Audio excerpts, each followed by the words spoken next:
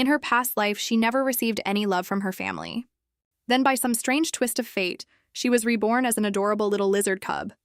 All she wanted was to find a quiet retirement home to settle into, but instead she was adopted by the unhinged Duke of the Black Dragon clan, becoming the little princess of a household full of villains, treasured like a national darling.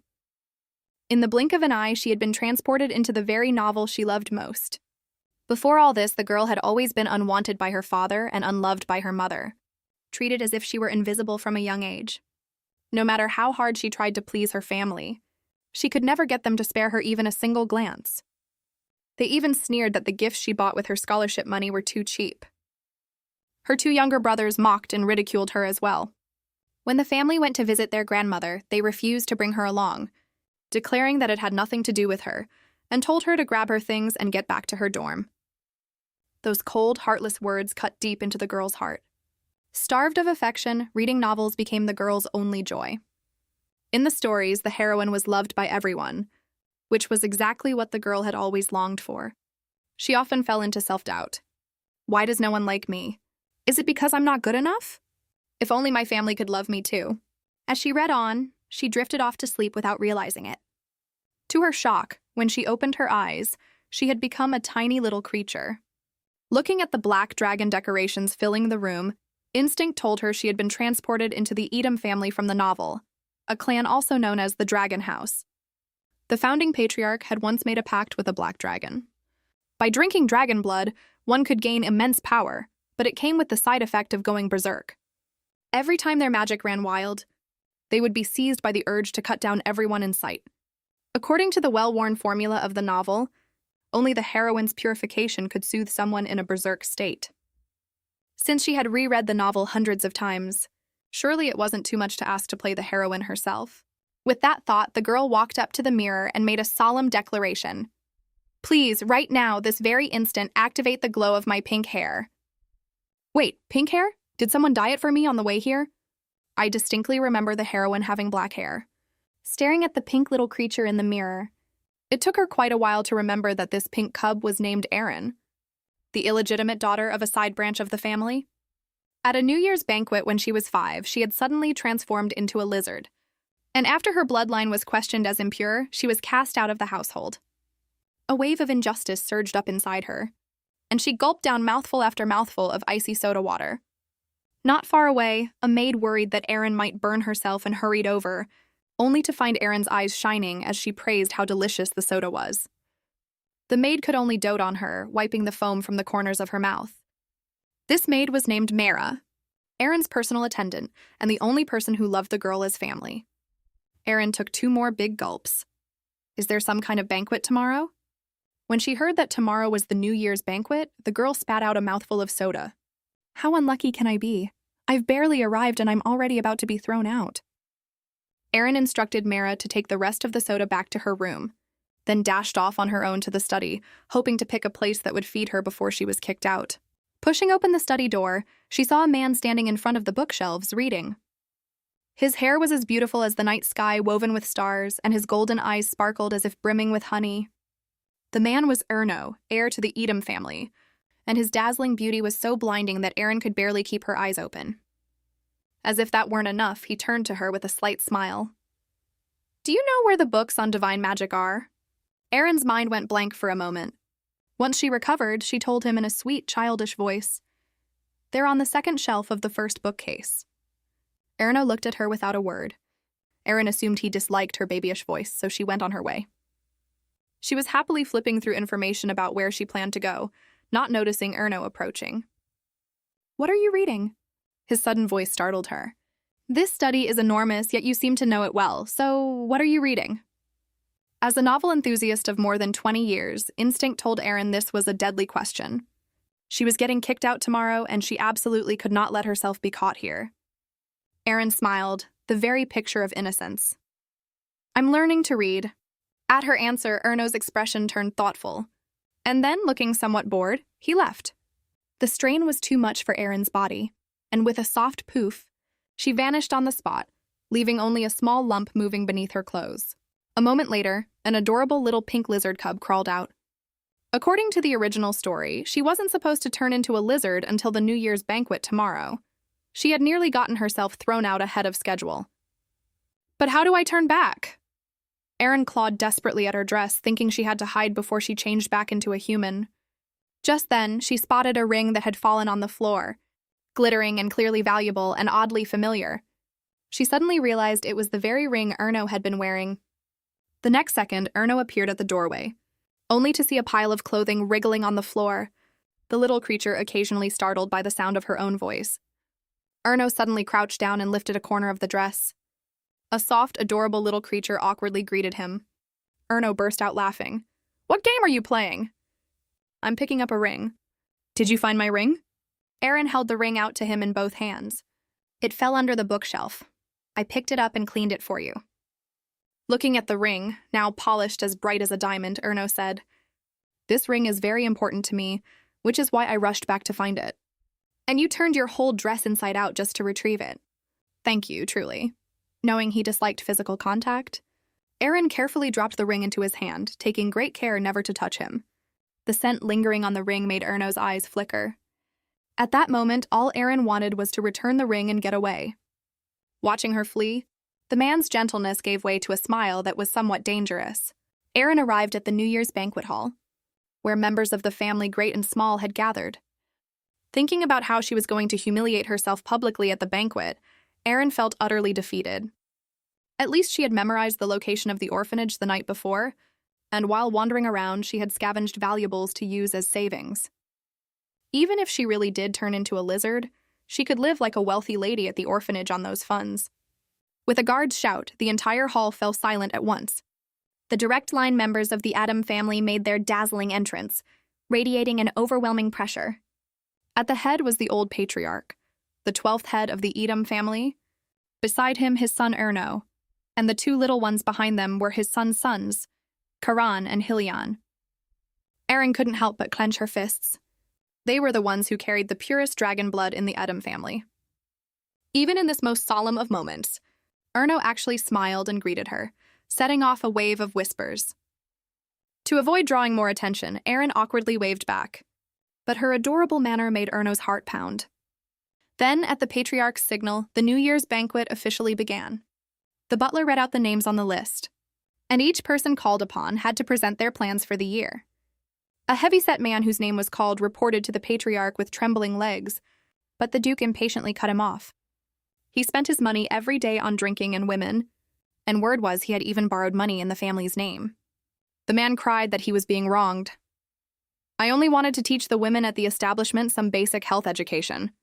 "Then tell me, where exactly have I wronged you?"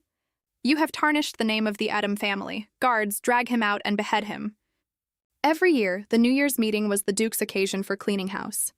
Watching this unfold, Ailen grew terribly anxious. Surely a 5-year-old like her wouldn't have to give a report too. Just as she was counting herself lucky that the family was too large for her to be called upon, the Duke called out, "You there, little furball. What's your New Year's wish?" In her heart, Ailen was screaming the orphanage, but she couldn't say it out loud, so she figured she might as well just turn into a lizard now. Ailen stammered out that she wanted to leave the family, leaving everyone baffled, the Duke included. Then, unable to control herself, she blurted out that she already knew the secret of her birth. Under the old patriarch's questioning, just as she was about to tell the truth, a guard burst in and cut her off. "The floating stone mine has collapsed. Several workers and managers are buried inside." The Duke rubbed his temples in frustration, berating them over what the safety management had been doing. Then, with a glance at Ailen, he announced that the New Year's meeting was postponed. As he left, he pointed at several people. "Wash your necks clean and come with me quietly." Someone tried to protest, and he simply drew the great sword at his side. "What, do you want me to wash them for you myself?" Ailen stood alone in the great hall, trembling. She explained that she had no handkerchief, and afraid the old patriarch disliked sniveling children, she could only wipe away her tears while begging a handkerchief from anyone around, saying even a used one would do.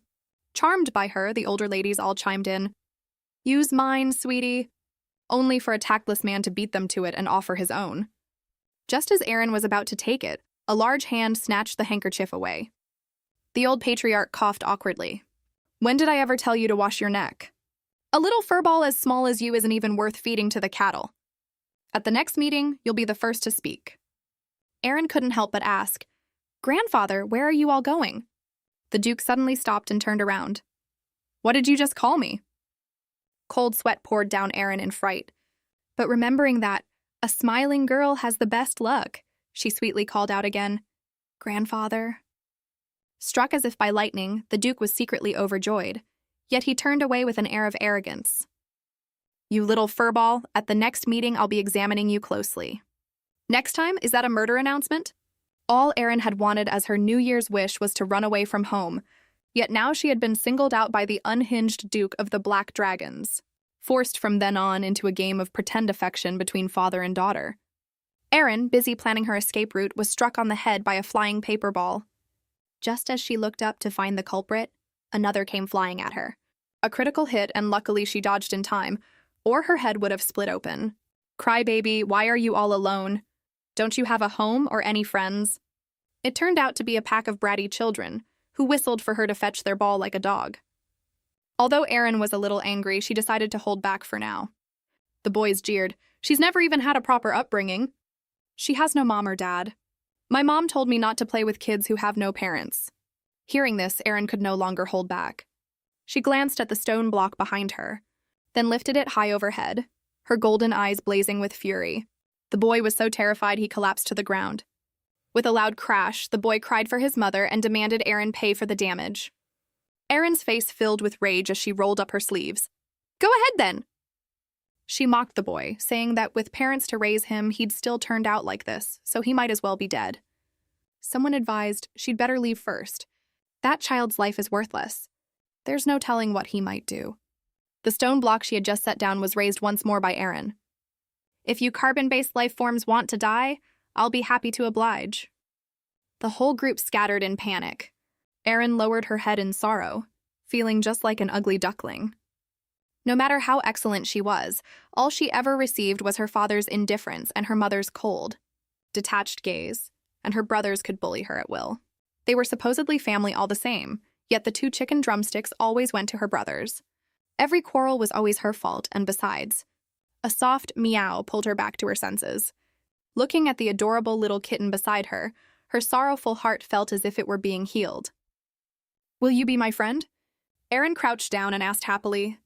Though after the scene she'd just made, she worried what she'd do if they demanded compensation. Suddenly the cat ran off, only to return with its kittens. Watching everyone play happily together, Ailen grew sad again, but seeing the cat nuzzle affectionately against her, she broke into a delighted smile. This whole scene was witnessed by Erno. What an interesting child. When she was being bullied, he had thought she would cry, but to his surprise, she had raised a stone to strike back. When she came to the library to look at the orphanage list, he had found it strange, since so many people would do anything to bask in the Edam family's glory. Yet a child from a side branch actually wanted to run away. So he had deliberately dropped the ring, expecting nothing, but recalling how adorable she looked cradling it, and the scent that lingered on it. He decided to give her a little reward, and to give the one who'd raised that ill-mannered child a little punishment. At the second meeting, Ailen stepped forward first to speak, only to discover, to her dismay, that the gossip-hungry crowd seemed to have grown larger. But she had made every preparation to leave home. So when the old patriarch asked her reason for leaving, Ailen was about to reveal the mystery of her birth when Erno suddenly announced to everyone that the child was his daughter. As heir to the Black Dragon family, Erno was an extreme hedonist. If he couldn't feel joy, he would create it himself. Ailen knew that if she wanted to get by, she'd have to shout out loud, "Daddy, I love you!" Ailen told herself she shouldn't get her hopes up. She had planned to wait until her madman of a father lost interest in her, then take his money and his island and run away. But those brief, warm embraces slowly drew her in. If he loses interest in me, what kind of darkness will be waiting for me then? A daughter who had never been loved, and a madman father who could go berserk and kill at any moment, treating her like a toy. Could they ever walk toward a happy future of mutual redemption? The girl had been transported into a family of dragons, and the slightest excitement would turn her into a lizard. At the second New Year's meeting, Erno announced to everyone that the child was his daughter. As heir to the Black Dragon family, he liked treating people as chess pieces, often discarding them once they'd served their purpose. Ailen, who only wanted to survive, wished only to keep her distance from this man, yet faced with his warm, sun-like smile, her heart cried out that she couldn't take it. The Duke saw through his son's prank and ordered him to get out at once. Faced with his old father's fury, Erno only smiled shamelessly. "I'm here to see my daughter." Aaron couldn't help but glance at the man, unable to understand why he would make such a joke. But with two deities clashing before her, she couldn't afford to provoke either.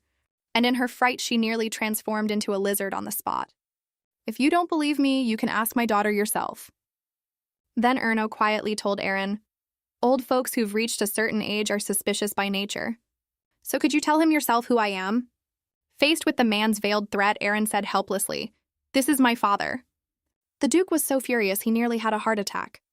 This unfilial son is never honest at the banquet. Last year he brought home a male lover, and this year he's kidnapped someone else's daughter, and a little furball at that.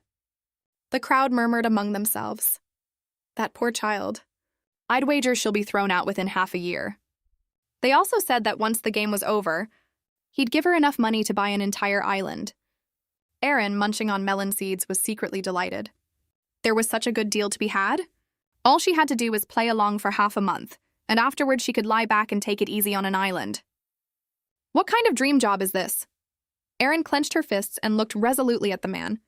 She was going to cling to this powerful patron for good. Erno looked at Aaron, then lifted her high into the air. "My plan for this year is to be a good father." The Duke was so enraged, he spat out his vintage Lafitte and declared the New Year's meeting over on the spot. Aaron looked at the fuming Duke and pleaded with her grandfather not to be angry, her soft, adorable manner striking right at the old man's heart. Flushed red in the face, the old patriarch insisted, "I'm not angry," then fled as if escaping. Erno gazed gently at the little creature. "Let's head back too." Aaron, who was supposed to have left for the new year, had now become the madman's fake daughter. But where was he taking her? Didn't he hate physical contact? She'd assumed he would toss her aside the moment they left the banquet. Yet he walked with such care so as not to jostle her, as if cradling a rare and precious treasure. Aaron understood that the man only saw her as a toy. As long as she played along obediently until the game ended, she wouldn't get hurt. Just like in her past life when she'd given up all expectation. Even so, this warm embrace was hard to let go of. The tight hug made Erno pause, and then a thoughtful smile spread across his face. She had meant to find a quiet place to lie low, only to run into the unhinged Duke who wanted to play at deep father-daughter affection. In the morning, Aaron was woken by repeated calls of "daughter," and every day she enjoyed the man's gentle stroking with her hair a tousled mess, finding a man smiling brighter than the sun seated at her bedside. A week had passed since the New Year's meeting. Every day, Aaron woke up in a 200-square-meter bed, ate a lavish breakfast that cost a fortune, and basked in the doting of her freeloader of a father. But why does he insist on feeding me himself? Aaron choked back tears as she ate every bite off the spoon, muttering, "The food really is delicious." "Daughter, is there anything you'd like today?" Aaron, locked in battle with a piece of bread, wondered whether he liked giving gifts. So she set the bread down and hesitantly said she wanted a bank account. Aaron had learned that the bank here was run by the Mage Tower, which used magical barriers to protect accounts, a secure vault that only allowed the owner to approach. Although her freeloader father acted as though he'd pluck the stars and moon for her, Aaron had long grown weary of this false affection. Since he wanted to play the gentle, family-loving, doting father, she would play along as the obedient little daughter, quietly waiting for the day she'd be thrown out. Aaron needed an account so she wouldn't be treated as a walking ATM when the day came to be cast aside. Erno stroked his chin, pretending to think, then glanced at his daughter, feigning her flattery, and a playful smile crossed his face. "It seems my daughter is set on getting away from me." Then he rose and, smiling, extended his hand to Aaron. "Then let's go right now." On the bustling street, Erno watched his daughter weave happily through the crowd. And for the first time, he felt truly content. He casually pointed at a toy shop nearby and asked Aaron if she wanted to take a look. Aaron waved her hand to decline after all. Toys were something only beloved children could have. Erno looked at his daughter with a pang of heartache, then lifted her high and strode toward the toy shop. With a clatter, he carried his thoroughly embarrassed daughter inside and lectured her, telling her to say so whenever she liked something. He casually tossed the owner $100 million and grandly told him to wrap up every toy in the store. Aaron was stunned speechless and insisted she didn't need toys. Seeing his daughter still refusing, Erno turned and began discussing buying the whole shop with the owner, frightening Aaron into half running over to pick out a toy, all while silently grumbling about this spendthrift man. The next moment, she held up a stuffed doll and announced she'd chosen, excitedly saying the doll looked just like her father and was her favorite toy. Erno crouched down to look at the tiger before him, then glanced at Ailen and asked the owner how many of these toys he had. Learning that this was the only one left and you're the first customer? Before the owner could finish, Erno snapped his fingers, and the remaining little tigers burst into roaring flames. He scooped up his alarmed daughter, and the owner, finally catching on, rushed to call for the fire to be put out, only to be struck squarely by another 100 million sent flying his way. Once the dolls burn up, the fire will go out. He also told the owner that, in light of 100 million's worth of sincerity, he should never sell this kind of doll again. And so, amid a sky full of flames, Erno was respectfully escorted out the door by the owner. From now on, dolls that resemble me belong only to my daughter. Are you happy? Ailen, wreathed in smoke and breaking out in a cold sweat, replied, as long as you're happy. A mad father who could go berserk at any moment and loved to grab people by the throat turned out to be an extreme daughter doter. The vast and wealthy Edom family held 2 regular meetings every week. The old patriarch took family meetings very seriously, only to be so infuriated by his unfilial son that he pounded the table. As a capable rich heir, Erno wasn't the least bit flustered, gently feeding his daughter pudding as before. Seeing her grandfather about to go berserk, Ailen grew flustered and softly called out, "Grandfather, I won't eat any more pudding. Ailen will be a good child, so please don't scold father, all right?" The old patriarch looked at the soft, adorable little furball before him. Fine, eat up, and if it's not enough, have a servant bring more. Though he still very much wanted to throw the unfilial son out. With permission granted, Ailen kept eating the pudding her freeloader father fed her, her blissful expression melting everyone's hearts. Then, at the old patriarch's signal, the meeting resumed. Then someone brought up that a shortage of materials had halted production at the factory, and Ailen sensed a terrifying aura around her mad father. Listening to the family discuss the insufficient output of floating stone, she remembered it was a kind of ore that floated in the air, which would soon be discovered by the heroine, and the location was the back mountain of the Duke's manor. Don't ask why it was there. Ask, and the answer is the protagonist's halo. Knowing the plot so well, Ailen silently apologized to the heroine. To avoid being thrown out so soon, and even more to flatter her freeloader father, she softly asked what floating stone was. Erno thoughtfully conjured an image of the ore with his magic. It's just a useless rock that floats in the air. Hearing this, Ailen was speechless. Sir, are you mocking me for being uneducated? Then she said she'd seen this kind of stone before. The words had barely left her mouth when, with a loud crash, the 100-meter-thick meeting table was smashed in 2, and the terrified Ailen was shielded in Erno's arms. The crowd, snapping out of it, excitedly surrounded her with questions, only to be swept by a single glare from Erno and retreat dozens of meters in fright. The old patriarch pushed through the crowd and asked Ailen where she had seen the floating stone. Ailen pointed out the window, on the back mountain of the Duke's manor. No one could be certain, but they still sent someone to survey it. Erno doted on her, stroking her little head. How does my daughter know so much? In an instant, the girl shuddered. Amid the commotion, an attendant rushed in to report, and only then did the old patriarch learn that the child had been in such a place. He immediately announced the meeting was over and hurried off to deal with it. Ailen watched the old patriarch leave in a rush. Could the heroine be arriving? Then she'll be thrown out soon, won't she? An obscenely grand mansion, gentle and handsome maids and butlers, and pocket money she could never spend. Yet Ailen watched her outstretched hands turn into lizard legs, and her freeloader father curse her as a filthy reptile.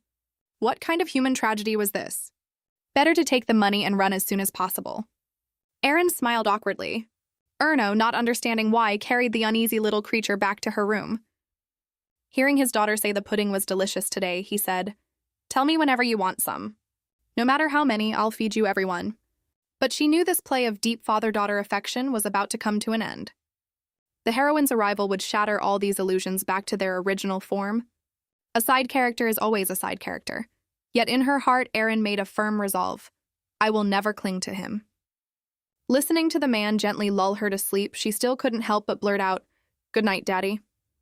That night, Ailen had a nightmare in which her mad father viciously gripped her throat, cursing her as a filthy reptile and threatening to turn her into canned lizard. Forcing herself to stay composed, Ailen came out in a pretty dress and asked a maid whether her father would like it. It's a newly made dress, and of course he will. Miss is the best and most adorable of all, and it was all prepared for you. Aaron blushed at the maid's praise. But just then, there came a knock at the door. Aaron instinctively went to open it for her mad father, happily scooping up the little tiger to greet him, only to find her two brothers standing there instead. The sanguine red-haired one was the eldest brother Corin, who would one day become a top-tier great mage. The black-haired Hylian was the younger brother, a spitting image of Erno, who would one day become a sword prodigy. Urged on by her brothers, Aaron came to her senses and half ran to catch up with them. But watching their figures recede further and further, she sank into the unpleasant memories of her past life. How can you be so stupid? The parents who gave birth to you must be so pitiful. A great panic left Aaron gasping for breath. It's my fault for being so slow. Go on ahead, brothers. Faced with the brothers who turned back and a large hand reaching toward her, Aaron, convinced she had done something wrong, shut her eyes. I don't want to be hit. But the brother only patted her head, then picked up the little tiger lying on the floor and told the younger brother Hylian to come carry the girl on his back. Aaron, who had never felt warmth before, was at a loss, and only climbed on after the two repeatedly urged her. The tsundere red-haired one reminded Aaron, don't get too attached to father. No matter what he says or does, treat him like air. Aaron studied the kind, warm youth before her, then leaped down from Hylian's back, ran a few quick steps forward and turned to say, I have my secrets too. Thank you, my dear brother. Aaron's playful manner made the two boys' faces flush slightly. With a creak, the great door before them swung open, revealing a man of peerless beauty in magnificent clothes, chin propped on his hand, waiting at the dining table. Erno gently opened his arms to welcome his daughter as she ran toward him, and Aaron nuzzled affectionately against her mad father. Father, I missed you so much. The two boys cringed so hard they could have curled their toes through the floor. The man keenly sensed something had happened between the three of them, but he didn't pry, only pinching Aaron's soft little cheek. Do you like this doll so much? Aaron unconsciously stroked the little tiger. This is the first gift I've received in 2 lifetimes. Thank you for giving me such an adorable doll. Erno gazed at the little creature before him with a complicated expression, and couldn't help reaching out to stroke his daughter's head, only to lose control when the ring flared with a red light. With a sharp crack, the little tiger and Aaron were knocked to the ground. Erno clutched his head in agony and told his 2 sons to take Aaron and leave quickly. Aaron stared in terror at her father. She had nearly forgotten the secret of the Edom family. The moment their magic spiraled out of control, a murderous desire would arise, something people called going berserk. To save her father, Aaron desperately stuffed things into his mouth, sobbing, eat more, and you won't be angry anymore.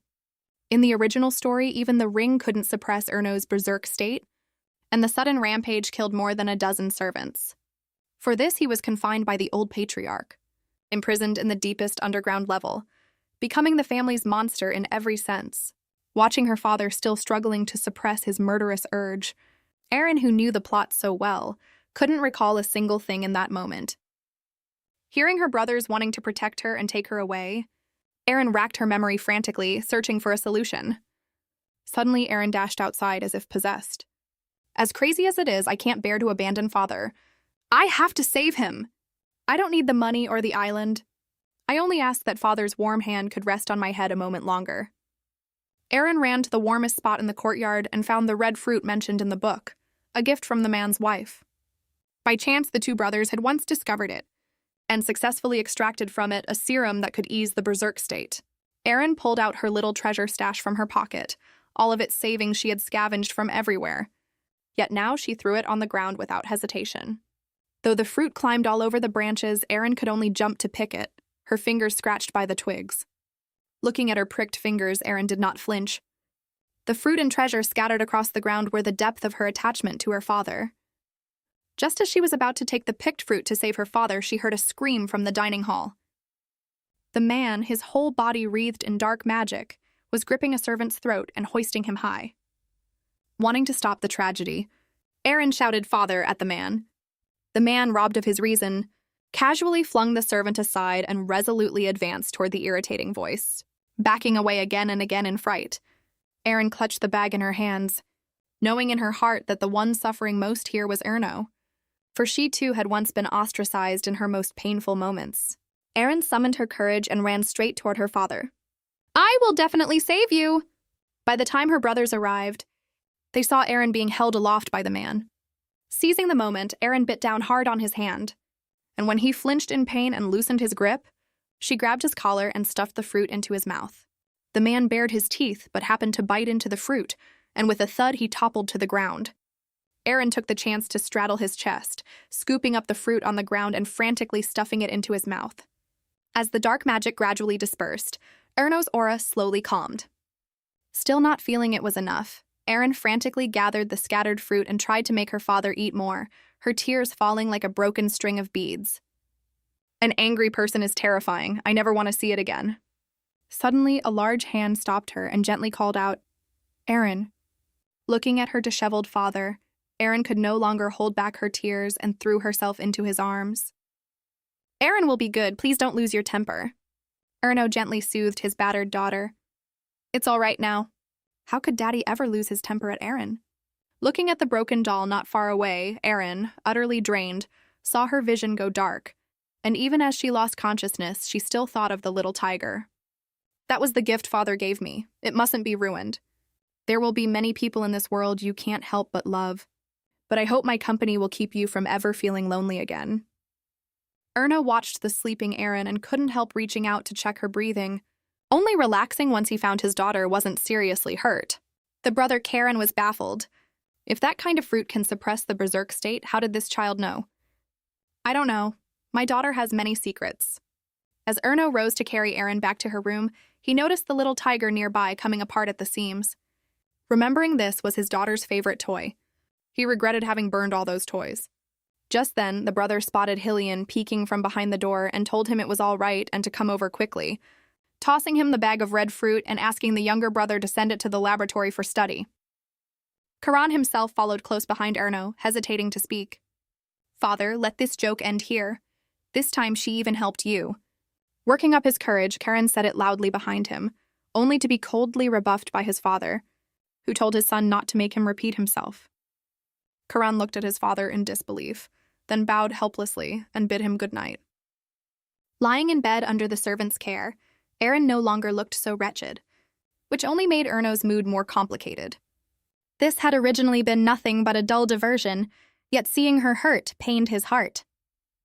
He recalled how his wife had once said that no matter how terrifying he was, the children would still love him. He hadn't believed her and had scoffed that she was an idealist, which made his wife so angry she'd raised her fist to hit him. She had wanted to have a daughter to cure her husband, but she had passed away along with that child. Ailen slept for 49 days, and finally, on the 50th, she opened her eyes, immediately shouting, "My gems!" and leaping up from the bed. Amid the maid Mara's chattering, she learned that she had slept for a long time, and that during that time the family had taken in another child. Yes, you guessed it. That child was the heroine of the book, Shalnay Edom.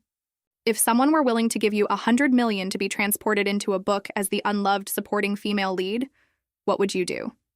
The maid Mara stirred a thick soup and fed Ailen spoonful by spoonful, learning that her father had only visited once while she slept, and that he was about to adopt the heroine as his daughter. Ailen's little face couldn't help but fall. Mara warmly comforted Ailen, even saying she wished she could have a daughter as well-behaved as her, and it would be even better if you stayed this obedient forever. Ailen changed into the prepared formal dress and went with the maid to the study. Once I open this door, I'll see Father and the heroine in a picture of perfect harmony. Ailen told herself it didn't matter. As long as she didn't hope, she wouldn't get hurt. She put on a happy face and greeted her father and grandfather, realizing that the one hiding behind grandfather was the heroine, who shyly hid herself the instant she saw Ailen. And her father only glanced at her before coldly turning away.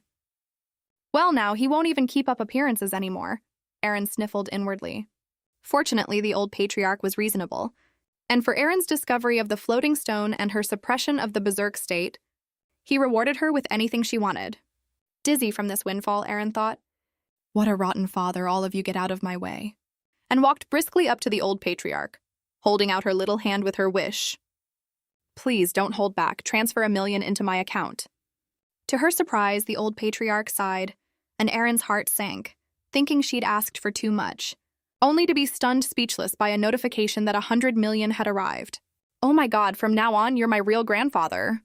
Just as the little rich girl was counting the zeros in her account, the man beside her swept her into his arms and took back the money that had just been deposited. Tears welled in Ailen's eyes, and just as she was about to claw at the man, she heard a notification that $1 billion had arrived, her face contorting in shock. "Dad, you're my real dad. No, from now on you're my god." Just as the two were basking in their deep father-daughter bond, the old patriarch couldn't help but urge Erno to hurry and process Shalnay's adoption papers. "My lord, I already have a daughter. This child has the ability to soothe the berserk state. Adopting her can only benefit you." Seeing the two locked in endless argument, Ailen sensibly prepared to leave. A side character is a side character and must know when enough is enough. She'd already gotten what she wanted, so she should make a quiet exit as the curtain fell. Though it was a little sad, at least she'd once had it, hadn't she? Ailen walked briskly out of the study, murmuring that she wanted to take a nap. Feigning cheer, Ailen said she could manage on her own and slipped back to her room in one breath. Mara saw the girl return earlier than scheduled, but still intended to carry out her task as normal. "Have you ever seen a sword that breathes fire?" 3, 2, 1, ta-da, look! "You unfilial son, do you want me to run you straight through?" In the evening, Ailen sneaked over to the side residence, wanting to retrieve the savings she'd collected so she could run away the next day. By chance, she caught her own maid acting suspiciously, and just as she was puzzling over what was in the maid's hands, a guard's voice came from behind, so she could only set aside her doubts and retreat first.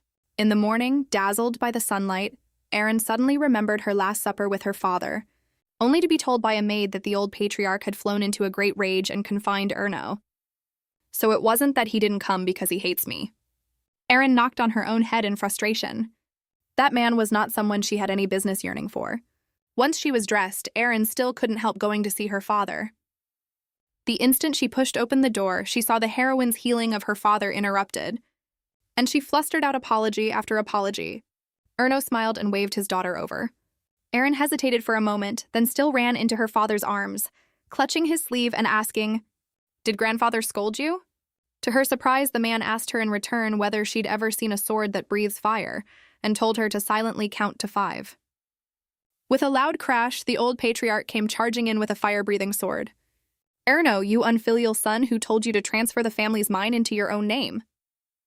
Didn't the head of the family himself say he'd give me the mine? You said it yourself 2 years ago. Shut up! You refused it back then, and now you want it again.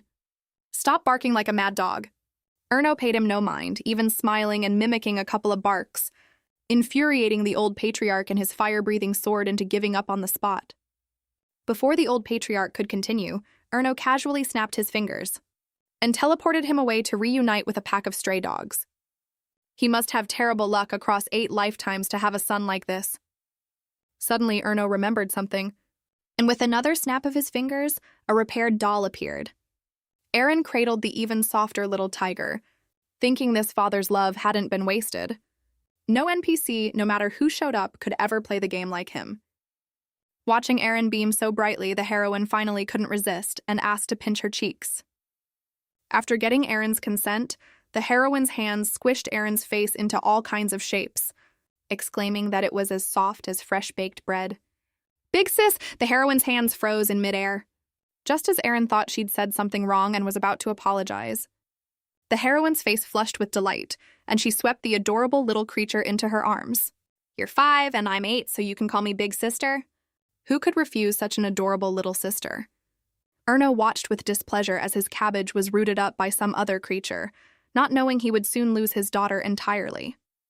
The heroine's arrival left Ailen anxious and insecure, all because this world's heroine was simply too dazzling. But why does she always love chasing after me to feed me? Here, Ailen, open wide. This heroine must have some serious affliction. The two finished breakfast amid their playful squabbling, when suddenly Shalnay hugged Ailen tight, thanking her, saying it was only because of her company that she could feel at ease in this unfamiliar place. Ailen gently comforted her. "Sister, you're about to become father's daughter. He'll be very good to you." To everyone's surprise, the heroine didn't want to become his daughter. Ailen looked at her, puzzled. In the original work, the heroine wasn't this resistant. Perhaps it was because the plot had only just begun, and things would get better later. Ailen recalled that there had recently been a theft of a treasure. It was said the Edom family had 3 treasures capable of choosing their own masters. First, the fire-breathing sword in the old patriarch's hands. Second, Erno's balance shard, and last, the dragon orb. The treasure stolen this time was the balance shard, which could balance Erno's unstable mental state. It was precisely because the shard had chosen him as its master that the old patriarch, no matter how much he was driven to fury, could not easily cast Erno out. Because the heroine recovered the balance shard, she gradually grew closer to Erno. At the critical moment, Erin's mind went blank again, and she simply could not recall who had stolen it. Seeing Ailen looking so glum, the heroine took her hand and told her, "Whatever troubles you, I'll surely help. Though we've only just met, I feel as though you're my own little sister, and I hope you'll always be happy." Before being transported into the book, Ailen had once dreamed of becoming someone like the heroine, and now she was so moved by her that she wanted to swear an oath on her life. "Sister, I'll make you even happier." The fired-up Ailen secretly vowed in her heart to bring the heroine and Erno closer, and to make the heroine's life even happier than in the original work. So she quietly put her packed luggage back. The next day, she heard that Erno's birthday was today. The maid Mara suggested being the first to give a gift, and offhandedly told Ailen about the existence of another balance shard. "Gather all the shards and your father will never go mad again. I know where the other shard is. If you give this gift, your father will surely choose you over Shalnay." "Miss Ailen, what do you say?" At that very moment, Erin's memory snapped into clarity. As if Detective Conan had possessed her, the truth was only ever one. The person who stole the treasure was her. Brilliant detective, do you know who it is now? Just because she had transformed into a lizard, she had been despised by everyone, who all clamored to stamp her out, and the one orchestrating it all was the very person she trusted most. Even though Ailen now knew who had stolen the treasure, she didn't reveal it at once, behaving like a mischievous child. Unwilling to disrupt the plot, she only said that stealing was a bad thing to do. "I'll pretend I didn't hear what you just said." "Then I suppose it's fine if I tell everyone you're a beast folk? After all, I've kept you company for so long, and that hot cocoa last time, wasn't it delicious too? You should have turned into a beast folk at the New Year's banquet, but you got lucky and slipped past it. This time, though, you won't be so fortunate." Betrayed by the person closest to her, Ailen curled up under the covers, wounded. According to the plot, the heroine would soon find the thief and walk the predestined path of confinement and being doted upon. Yet Ailen had finally found a goal that let her stay, only for it to dissolve into bubbles in this moment. Why is my life always like this? Stepping out in the morning, Ailen overheard the crowd's gossip, and after a moment lost in thought, she was interrupted by the butler, who appeared out of nowhere. "I need you to come somewhere with me." Ailen realized her beast folk identity had been exposed, and followed the butler to the council hall, where she stood alone in the center awaiting judgment. "From now on, answer my questions honestly. I hear you colluded with someone dressed in black to steal this man's earring." At these words, Ailen was stunned, instantly realizing Mara meant to pin the blame on her. "She also said you're a beast folk. What exactly is going on? Answer me truthfully, yes or no." Ailen wanted to clarify that she was a beast folk but hadn't stolen the earring, when a familiar, strange sensation washed over her, her vision twisting, and in her daze she glimpsed the maid's ugly, sneering face. Seeing her vanish suddenly, the crowd was thrown into uncertainty. Then a shriek rang out. "There's a lizard down there!" The little lizard, hair standing on end in terror, scrambled madly between everyone's feet, despised everywhere she passed, with the crowd clamoring to stamp her out. Suddenly, a large foot stepped on the little lizard's tail, and the pain brought tears streaming as, unable to stop in time, her tail was torn clean off. Enduring the searing pain, she scurried up a thick, smooth stone pillar, the agony in her body bringing tears of grief, unable to understand why she had to suffer such treatment. Hurried footsteps came down from the dais, and ignoring the surrounding clamor, the man gently reached out to catch her. "Ailen, come down." But the little lizard knew he loathed reptiles, and surely he must be disappointed. Through her tear-blurred eyes, she saw the tattered rag doll thrown on the floor. "That's the doll Father gave me." In her agitation, her grip slipped, and she fell straight from the towering pillar. "Am I going to die? But I don't want to die yet." "Anywhere is fine, please. Just let me leave this place."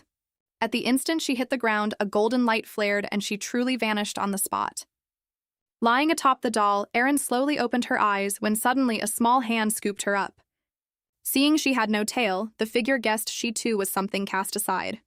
"Your situation must be a lot like mine. I really like you, so from now on you'll be my pet." The maid was still secretly gloating over her plan's success. completely unaware that someone was approaching from behind. The crowd heard only a scream, then saw the maid clutching her arm and collapsing to the ground. "My daughter is crying." Erno paid no heed to her terrified pleas for mercy, and with a sharp crack ended her life. But it didn't stop there. He then turned to the heavy-set man who had crushed his daughter's tail. "Weren't you so eloquent just now? Then go down to hell and talk all you like." Seeing him about to cut down the entire hall, the old patriarch hurried forward to stop him. The man casually wiped the blood from his blade. "If it weren't for you, none of this would have happened." The old patriarch was angered by his accusation. "That child is a reptilian beast folk. She may not even be of Edom blood." And this thoroughly enraged Erno, who hurled his sword straight at his own father, only for the old patriarch to block it with the steel pen in his hand. "No matter what, she is my child." With that, he made to leave home. The berserk state had already pushed the man's body to its limit, yet even so, he remained utterly indifferent. "Before the berserk state takes hold, you had better bring my daughter before me as quickly as you can." The butler at his side also felt the old patriarch had gone too far. "You knew all along that maid was an enemy's spy." Even if you wanted to hear Miss Erin's answer, to a child who knew nothing, that was nothing short of coercion. The old patriarch had no reply, and then at the butler's arrangement, the search for Ailen began. The little lizard, picked up by chance by a purple-haired boy, had unexpectedly arrived at the very orphanage she'd originally planned for. At this moment, she was being called little lizard," by the purple-haired boy before her, while Ailen silently rolled her eyes, afraid she might not be able to resist leaping up to bite him. His favorite thing is experimenting with how many brushes with death it takes before a human begs to die. The purple-haired boy was called a madman by everyone. "Little lizard, I saved you, so now you're mine. From now on, you have to stay by my side forever." Since arriving here, she had kept trying to turn back into a human, but her body showed no reaction at all. The troubled Ailen was often stabbed in the heart by the purple-haired boy. "Why is your tail broken off? Were you abandoned by your parents or shunned by your own kind?" As I thought, all creatures are the same. They all reject what's different. Only then did Ailen remember that the purple-haired boy before her had grown up amid endless prejudice, all because he was strikingly handsome and gifted in magic, yet had no parents. Then he reached out his hand to me and promised that from then on we'd be each other's family. "You can prove you're no worse than them too, so from now on, whoever bullies you, you bully them right back." The purple-haired boy, chatting away with relish, was startled by the door suddenly opening, and quickly rose to hide the little lizard behind him. The newcomer was the orphanage's director. "Why didn't you go to training today?" In his nervousness, the purple-haired boy unconsciously tightened his grip, squeezing Ailen until she let out a strange squawk. "What was that sound? I told you pets are forbidden here." The purple-haired boy waved his hand, claiming, "You misheard, that was just me burping," and tried to keep up the excuse, only to be cut off by the director's stern tone and ordered to step aside. The purple-haired boy refused furiously. "Even if you're the director, if you burn my things, I'll never forgive you." Just as a great clash seemed about to erupt, Ailen trembled in hiding behind him. Hearing Riart call him director, it seemed this man was the hero of the Holy Demon War. The man had once had a happy family, but not long after war broke out, guided by a god, he came to the battlefield to slay the enemy. Though the war was ultimately won, the man's wife and child also died in it. From then on, he vanished from sight and founded the orphanage. Seeing the two still locked in argument, Ailen quietly leaped down from the table, stretched out her lizard legs, and kowtowed furiously to the director. "Are you begging me to let you live at the orphanage?" Ailen nodded eagerly again and again. It seems to understand human speech. The director looked at the lizard that had become a little spirit. "I'll allow you to keep it for now." Before leaving, he instructed Riart to teach it well, and not to be late for training the next day. Coming to his senses, Riart excitedly knelt before the little lizard. "Little lizard, can you really understand what we say? It seems our bond was fated by destiny." He stroked the little lizard's soft belly. "From now on, you can't leave my side for a moment. If you run away, I'll chase you all the way to hell and lock you up again." With that, he planted a kiss on the little lizard's face. Ailen grumbled inwardly. This isn't a madman. This is a yandere. And for some reason, she suddenly missed her dad a little. The next day, Riart went to the cafeteria to get food. And the moment those around him saw him, they began to jeer. The purple-haired boy, long used to it, only wanted to finish quickly so he could bring fruit back to the little lizard. I hear he used to be a slave, the kind who licks his master's feet like a dog. Riart calmly walked over to the group and slammed his food tray right onto one boy's head. What are you lying on the floor for? Say what you just said one more time. The boy, all bluster and no courage, shouted, What did he even say? The boy, who refused to indulge them in the slightest, casually raised a hand of ice magic. Don't remember? Then let me help refresh your memory. Suddenly, a large hand stopped him. I told you it's forbidden to use magic on others. It's dangerous and could kill them. Riart looked at the director who didn't understand him, and feeling wronged, angrily flung off the large hand gripping him. What did their lives have to do with him? With that, he stormed outside without looking back. Ailen sat by the window, waiting from dawn until dusk, never seeing Riart or his fruit. Suddenly, a flurry of hurried footsteps rang out, and Ailen quickly hid under the bed. Little lizard, come out, Riart has run away from home. Hearing it was the director's voice, she hesitantly crawled out. The man, seeing the creature truly understood human speech, reached out his hand. Little lizard, can you help me find Riart? The deranged director, mistaking the lizard for a dog, even produced Riart's smelly sock for it to sniff, and unexpectedly discovered a scent trail to follow. Following Ailen's guidance, the director sped through the forest, then suddenly flashed forward so fast that he left her trailing behind. The little lizard, sent flying by the wind, had only saved me, in her mind, frantically patting his clothes to signal him to stop. But he mistook this for the person being nearby and kept praising the lizard's keen sense of smell. Then the man found a clearing and set the little lizard on the ground. The village is dangerous, so just look around nearby. As he spoke, he extended his sweaty hand. This is my scent. Once you find Riart, come find me. Ailen followed the scent all the way to the village and soon found that familiar figure. The boy was swinging alone on a swing, softly sobbing. Ailen laboriously climbed onto his shoulder and gently licked the tears from the boy's cheek. Riart looked at the little lizard in surprise. Did you come to find me? Your legs are so short. Crawling all this way must have been so hard. The boy rambled on about everything that had happened that day, refusing to show weakness and claiming he'd already dealt with those annoying pests, especially that idiot Axiu who was always bragging about getting adopted. I don't envy him at all. Even without parents, I can live just fine. He sometimes wondered why his parents didn't want him. Where had he been so detestable that he was thrown away the moment he was born? Later, he discovered it was because ordinary people hated mages. But if that were so, they should have killed him while he was still a baby. Seeing the boy sink into such extreme thoughts, Ailen remembered the original work. Riart and the heroine only met as adults, when he learned he was the lost child of the Corin family. Looking at the heartbroken, beautiful boy before her, Ailen decided to help him find his family ahead of time. That way, would the heroines and his life be happier? Ailen scampered to stand before the boy and patted her chest, vowing to help him find his family. Seeing the boy stare blankly, she gestured even more eagerly. Your family didn't abandon you, trust me.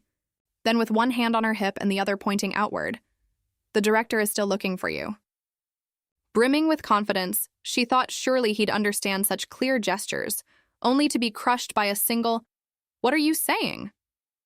Seeing the lizard's spirit's flag, the boy stroked its head. Thank you, little lizard.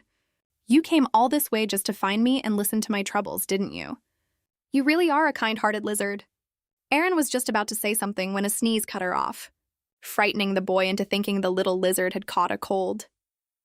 He stood to take it home, only for the little lizard to tug urgently at his collar, signaling him to look behind, where the director was questioning passers-by not far away. A sudden inspiration struck Riart, and he glanced back, then ran swiftly over. Ailen watched the director and the boy embrace tightly, and smiled with a bittersweet pang in her heart. At that moment, she envied the boy held in the man's arms, another day of missing her father. A young woman was transported into a family of dragons, yet she ended up as a lizard hatchling who could shift forms at any moment. She planned to run away from home the moment her unhinged father lost interest in her. But she was betrayed by someone she trusted and forced to sever her own tail just to survive. On the brink of death, she crossed paths with a beautiful, half-mad young man. Together day and night, the two little ones soon became each other's closest companions. After the boy drifted off to sleep under Ailen's soothing, he sat alone by the window, quietly longing for his father. The director was surprised to find the little lizard still awake so late. He teased that it must be a night owl of a lizard. The man gazed at the young boy with tenderness and pity. Though Riart appeared strong on the surface, deep down he was a child terribly afraid of loneliness. Because he was the child of a magician, he had endured everyone's scorn and abuse. Yet the director refused to believe that his parents had abandoned him, for the bloodline of a magician was extraordinarily precious. And so he had been quietly searching for the boy's parents, though without much progress. Little lizard, perhaps you can fill the void of trust and love within his heart. Before leaving, he asked her to take good care of the boy. After the director left, Ailen struggled to climb onto the bed. She got ready to drift off into dreamland. Something seemed to be wriggling its way out behind her. It itched terribly, yet she couldn't reach it no matter how she tried. In the end, the little lizard gave up. She prayed to turn back into her human form soon. The next day, Riart hobbled up the stairs on his crutch, grumbling all the way. That wretched director training me for hours first thing in the morning, will it ever end? He took a deep breath, holding back his anger. Little lizard, I'm back, come out and welcome me. But what met his eyes was a little pink-haired bun of a girl. The boy was utterly dazzled. Coming to his senses, he angrily demanded to know why she was in his room. Ailen quickly waved her hands. Let me explain. Then he suddenly noticed the lizard skin in the girl's hands. Towering fury made him unleash his ice magic. What did you do to my little lizard? Remembering what the director had said, that doing this might kill the other person, he reluctantly withdrew his magic and told her to get out. Just then, the director came over, following the noise. Seeing the two of them in such an uproar, he asked what was going on. Director, this strange girl came into my room. She even claims to be my little lizard. The director noticed the large tail beneath the girl's clothes. He then led the girl to the living room. He learned that the girl was named Ailen, a lizard beastman. Only then did Riart believe that the girl before him truly was his little lizard. The sudden return to human form left Ailen a little embarrassed. Any later, and it would have been a deeply humiliating scene. The director asked about her parents. Thinking of her father's terrifying gaze, Ailen was too frightened to speak. Seeing her like this, the director didn't press any further. He let her live with the boy so they could look after each other. But before that, you'll have to learn to tuck away that swaying tail of yours. Flustered, Ailen used her skirt to cover her tail. The director rose and told them to get some rest soon. He would go to the capital to inquire about news of the beastmen. Ailen remembered that the Corin family lived in the capital, which also meant that Riart would soon be able to meet his parents. But how was she supposed to get to that capital? Ailen, now back in her human form, was set on helping her unhinged little tyrant find his family to make him happy. But the moment he saw me, he actually tried to kill me. Only because I was no longer the sweet little lizard cradled in his palm. Their days spent together at the orphanage had made Riart open his heart to her. Every day he took her to his secret base to share the treasures he had collected. They were all pretty things he had picked up during his walks. Sturdy acorns, seashells of every color, a particularly red maple leaf, and even the corpse of a many-legged bug. Seeing her shriek in fright, he burst out laughing. Then, as if showing off a treasure, he pulled out a blue crystal. I found this yesterday. Pretty, isn't it? And this was, in fact, a fragment of Ironow's earring. Do you like it, little lizard? Ailen wished he would call her by her real name. Little lizard is the name I gave you. You are my little lizard. Seeing the girl keep staring at the sapphire, he said, This is for you, but what will you give me in return? And the only thing she could give him was to help the boy find his birth parents. I'll take you to the capital. Without a second thought, the boy flatly refused. The capital is no good. I don't want to go. There will be a surprise waiting for you that you never expected. Seeing the boy's attention caught, Ailen promised she would never let him down. The boy grudgingly agreed. But if the gift fails to satisfy me, little lizard, you'll have to stay by my side for the rest of your life. We're both all alone, so let's become a family to each other. The girl fell silent for a long while, then hooked pinkies with the boy to seal the promise. In Ailen's plan, the director would take a carriage to the capital the next day. He was certain to give the children some instructions. The two of them would sneak onto the carriage while the coachman was away, hiding beneath the coachman's seat. As long as they weren't discovered along the way, the two of them could smoothly reach the capital. After all, given the director's temperament, he would never take them along. But reaching the capital would take a whole week. As expected, the plan was hard to pull off. Still, she wanted the boy to reunite with his parents. She would then give the stone fragment to her unhinged father, and also withdraw the money from the bank. Seeing the girl still pondering a workable plan, Riart said, "Little lizard, you really want to go to the capital, don't you? Didn't we agree yesterday that we're a family? No matter what you want to do, I'll be there with you." The words moved the slow-witted girl's heart. Soon the day of the director's departure arrived. The plan went off remarkably smoothly. She had imagined sitting inside, cracking melon seeds. Instead, it was like being stacked into a game of Tetris. Riart couldn't help calling out Ailen's name, and was met by her adorable little face leaning in close, which made his cheeks flush bright red. He stammered, unable to get a single word out for the longest time. When the carriage began to move, wave after wave of rattling, jolting bumps came rushing in. The two little ones realized they were done for, because for the road ahead, the director would be right beside them. As one might expect, things did not go as planned, because their voices beneath the seat were simply too loud. Knowing they were in the wrong, the two lined up obediently, and took the full brunt of the director's spittle-flying tirade. The man had quite the headache over these two disobedient little troublemakers. He was just about to call another carriage to send them back. Ailen panicked and begged the man to take them along. Considering how dangerous the capital was for children, the man flatly refused. Unwilling to give up, Ailen insisted she had something important she had to do. Riart looked at the troubled girl, and just as he couldn't help wanting to speak up for her, Ailen pulled a sapphire from her pocket. "I need to deliver this stone to House Aidamu." In her desperation, she revealed that she was acquainted with House Aidamu.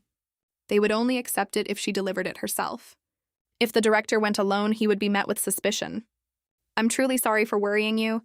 This item is extremely important to House Aidamu." Just as the director hesitated, the coachman's urging voice rang out. In a panic, Ailen pleaded with the man once more. "I'll be very good and very obedient. Please, let me go with you to the capital, director." The man let out a helpless sigh. He told her to hurry onto the carriage as it was getting dark.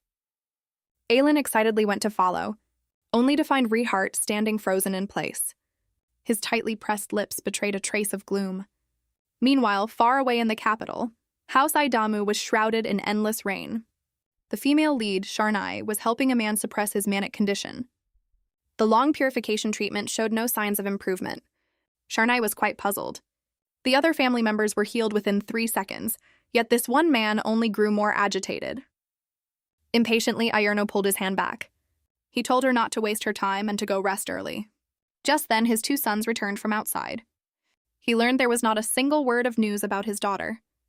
The irritable Ierno fought back the urge to go out and slaughter something, only because he didn't want his daughter to come home and see him angry. He passed by the room where Ailen had lived. It was as if he could see that newly awakened, pink-haired little one greeting him again. The man came to his senses as if from a dream. Without thinking, he walked over to the bed and sat down. His prank, born of mere curiosity, simply because of the scent lingering on a ring, led him to take her as a fake daughter at the New Year's banquet. And he had to play along in a touching father-daughter act with her. Once he grew bored, he could simply cast her aside. But just as the man's berserk state left him unable to suppress his murderous urges, the girl had run toward him without any hesitation. The man understood it in his heart. She was his daughter. She was a daughter he was willing to cherish with all his heart. Gazing at the now empty space, "My dear daughter, where on earth are you? Are you like Papa trying every way you can to come home?" Having finally coaxed the director into bringing them along to the capital, she turned to find Riart still standing in place. The girl assumed he was angry at her for lying. But instead, he excitedly praised her for being amazing, that she had spun such a story using a stone she'd just picked up at random. Just as Ailen didn't know how to explain herself to him, he suddenly grasped her hand, and they hurried to catch up to the departing carriage. The girl wasn't truly happy. Her lies were like haphazardly stacked building blocks. There was no telling when they might come crashing down. Soon the carriage arrived at the lodging the director had arranged. Riart was like a child stepping out for the very first time. All sorts of things drew his attention. He soon discovered the colorful little pastries on the table. He ate while asking whether this thing was edible. At that moment, the director said he had to step out for a while. He told the two of them to stay put and not wander off. If anything came up, they could use this communicator to reach him. And as for that stone, he would deal with it once he returned. By nightfall, looking at the 2 little ones fast asleep, The director finally felt at ease enough to go handle his own affairs. Even he didn't know whether bringing the two of them to the capital was the right thing to do. But seeing her plead like his very own daughter, he couldn't bring himself to refuse so coldly, nor did he want anything to happen that he might come to regret. The next morning, among the things the director had left on the table, Ailen found 30,000 in cash. She glanced back at Riart, still fast asleep. Thinking of how he'd said they would stay together for a lifetime, Ailen only took it as one of his playful remarks. After all, he was still just a child. He couldn't possibly understand the meaning behind those words. No expectations means no getting hurt. She only wanted to stay at the orphanage and chase butterflies in peace. Ailen decided to help him find his family first. He would surely be overjoyed. After some thought, she left a letter behind for him. Then she straightened her clothes and got ready to head out. Though she had the soft, adorable look of a 5-year-old, it didn't change the fact that an 18-year-old soul inside her longed to go out and explore. Soon her stomach let out a growling protest. She had no choice but to set aside her grand ambitions and rush off to find food. Walking down the street, Ailen nibbled on a delicious piece of bread. Yet inwardly she shed tears of poverty. Counting the gold coins in her hand, she figured she could still afford to rent a carriage. And if it wasn't enough, she could simply get off part way. As Ailen passed down the bustling main street, she heard another rumble from a stomach. Turning her head, she saw a small child crouched in a corner. He looked to be about the same age as Riart. He was staring pitifully at the bread in her hand. Ailen reluctantly looked at the breakfast she had bought, but still walked over toward the boy. "This is bread with plum jam and egg. Here, you can have it. If you don't like it, I can swap it for a mustard-flavored one. So which do you prefer, this one or that one?" Just then the boy looked up, revealing his breathtaking beauty. Ailen recoiled in surprise. Dear viewers, have you guessed who he is? At this moment, Riart, rather than finding his unfamiliar family, wished even more that his little lizard could stay by his side forever. The wheel of fate had led Ailen to meet the white-haired boy. Simply because he was hungry, she had kindly handed him a piece of mustard-flavored bread. Who knew he would follow me the whole way, and even insist on becoming my dog? Ailen suddenly realized that this silver-haired, blue-eyed child was no ordinary boy. After all, judging by the author's habit of favoring beautiful faces, such a strikingly gorgeous little face could only belong to the male lead of the novel. Supporting characters never get such glowing descriptions of their looks, which meant this boy before her was certain to be connected to the female lead. No good, she had to run and fast. She still hadn't helped Riart find his family. And she certainly didn't want to be dragged back by House Aidamu. The white-haired boy looked at the bread in his hand, smiling in a way that was hard to read. Meanwhile, the old master was questioning the butler about news of the girl. If that traitor hadn't slandered the little furball, things would never have turned out this way. That may be true, but you, my lord, are not entirely without blame either. The guilty old master flew into a fit of embarrassed rage. The children of House Aidamu always settle the beating first and talk later. You know that too, don't you? The butler said he understood completely and urged him to calm down first. Knowing he was in the wrong, the old master asked what Ierno had been busy with. Upon learning that his unworthy son had cancelled all his engagements for 3 days straight, he was so furious he snapped the pen in his hand. He truly must have terrible luck across 8 lifetimes to end up with such an unworthy son. Meanwhile, the director arrived at a small tavern. Wasting no words, the man tossed a pouch of gold coins at the owner. "Give me the thing I reserved." Seeing this, the owner readily produced a VIP entry ticket. He'd nearly broken his back to obtain this ticket. He couldn't understand what the man wanted with such a filthy place. Rumor had it this was the largest auction around, with not only all manner of precious treasures, but also rare beastmen abducted from every corner, especially those with fine looks. The beastmen with ears and tails were the most sought after. Yet the power behind the auction, the Bright Moon Guild, held even the emperor in no regard. "You be careful." The director assured him he wouldn't do anything reckless. "The children are innocent. Saving even one is worth it." Just then, the owner's fawning voice caught the director's attention. "Boss, are you satisfied with our intelligence?" Seeing the murderous look in the boss's eyes, he hurriedly ordered his clerk to bow at a full 90 degrees. "Take care now, boss." "You keep staring at him. Have you been bewitched?" The annoyed director told him to be quiet. He was merely curious about that man's identity, that he could make such an unscrupulous employer behave so obsequiously. The owner said he wasn't sure himself, only that the man was searching everywhere for his daughter. The deranged Bright Moon Guild would sack any child it saw, without even regard for who the child was. The director couldn't help but grow worried for the two little ones he had brought along. He was desperate to hurry back and make sure they were safe. Riart, Ailen, whatever you do, don't wander off. You must wait obediently for me to return. Who could have imagined that the decisive, ruthless Grand Priest of later days would turn out to be a clingy little tag-along who loved to kneel? Ailen walked along the bustling street. After only a few steps, she sensed someone following her. Not wanting to bother, she figured the person was probably just heading the same way. But the white-haired boy's eager gaze and dogged footsteps made her come to a stop. I don't have any more bread to give you. Could you please stop following me? Before she could finish speaking, the white-haired boy dropped to his knees with a thud. Please take me in. I'll serve you well, my master, I beg you. Ailen's head buzzed with shock. She hurriedly told him to get up and talk it out properly.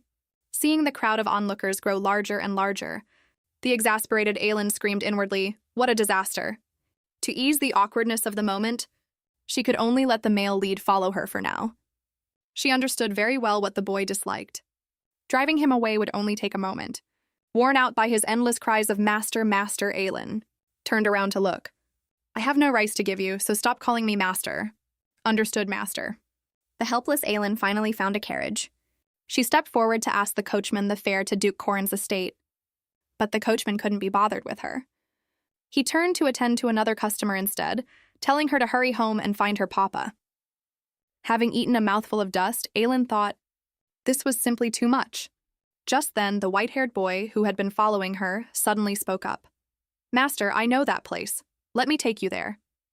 Seeing herself about to be refused again, he had no choice but to use his special move once more.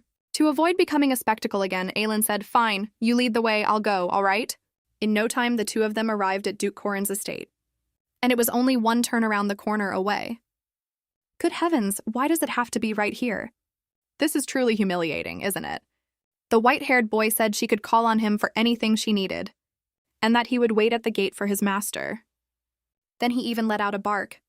Puzzled, Ailen asked what he was doing. To show his obedience, he was willing to be his master's dog. So he barked twice more.